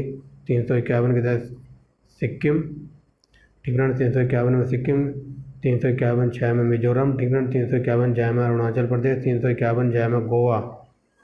ठीक फ्रेंड्स, तो ये 371 से वेरी वेरी मोस्ट इम्पोर्टेंट है, 371 जहाँ तक। ठीक फ्रेंड्स, यहाँ तक वेरी वेरी मोस्ट इम्पोर्टेंट है। 372 देखिए, विद्यमान विधियों का प्रदत्त बने रहना और उनका अनुकूलन। ठीक फ्रेंड्स, ये कोई इंपॉर्टेंट नहीं है। 372 देखिए, विधियों का अनुकूलन करने में राष्ट्रपति की शक्ति। 373 देखिए, निवारक निरोध में रखे गए। ठीक फ्रेंड्स, निवारक निरोध में रखे गए व्यक्तियों के संबंध में कुछ दशाओं और कुछ आदेश करने की शक्ति होती है राष्ट्रपति की। ठीक फ्रेंड्स, 354 देखिए, फेडरल न्यायालय के न्यायाधीशों और फेडरल न्यायालय में या सहपरिषद हीज मैजेस्टी के समक्ष लंबित कार्रवाइयों का उपबंध। ठीक फ्रेंड्स, ये वेरी वेरी बोरिंग सब्जेक्ट है। ठीक फ्रेंड्स, आर्टिकल। ठीक फ्रेंड्स, जितने इंपॉर्टेंट है वो मैंने आपको डिफाइन किए हुए हैं। कई बंदे ये कहेंगे कमेंट में, आधे तो हमारे सर के ऊपर से चले गए, कुछ समझ ही नहीं आया। तो समझ इसलिए नहीं आया क्योंकि मैंने वो डिटेल में नहीं समझाए हैं। डिटेल में मैंने वही समझाए जो एग्ज़ाम में हज़ारों बार पूछे गए होंगे। ठीक फ्रेंड्स, वही मैंने कराए हैं और आप लोगों को पढ़ के लग भी रहा हुआ। ठीक फ्रेंड्स, पढ़ने को तो 395 पढ़ने को हैं, बट कोई फ़ायदा नहीं है सिवाय टाइम वेस्ट के। मैंने सिर्फ वो पढ़ाए हैं और आपको जो मैंने पढ़ाया है ना, वो आपको देख के लग भी रहा होगा कि हाँ एग्ज़ाम में यहीं से क्वेश्चन पूछे जाते हैं। ठीक फ्रेंड्स, जो कुछ आपको पता होंगे पहले से भी और जो कुछ नहीं पता होंगे वो मैंने डिटेल में आपको बता दिया है कि वेरी वेरी मोस्ट इंपॉर्टेंट, इस पे लगा लो। ठीक फ्रेंड्स, जैसा अभी आया था ना 371 से लेकर 371 जहाँ तक हज़ारों बार यहाँ से कई बार क्वेश्चन पूछा है, तो आप देख लेना, आपके एग्ज़ाम में कहीं ना कहीं ज़रूर ये यहाँ से क्वेश्चन टकराएगा। ठीक फ्रेंड्स, आगे चलते हैं। 376 पे देखिए, उच्च न्यायालय और न्यायाधीशों के बारे में उपबंध बताए गए। 377 में देखिए, तो जो भारत का नियंत्रक एवं महालेखा परीक्षक होता है उसके उपबंध वगैरह बताए गए हैं। 368 में लोक सेवा आयोग के बारे में बताया गया। ठीक है, लोक सेवा आयोगों के बारे में 378 का क्या है, आंध्र प्रदेश में विधान परिषद की अवधि के बारे में विशेष उपबंध। ठीक फ्रेंड्स, और ये 379 से लेकर 391 तक सारे निरस्त कर दिए गए थे। ठीक फ्रेंड्स, अब आगे चलते हैं, बस ख़त्म हो गया हमारा चैप्टर।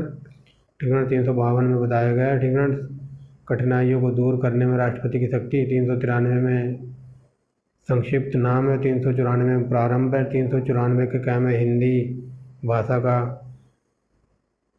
प्राधिकृत है। ठीक फ्रेंड्स, और 395 में है।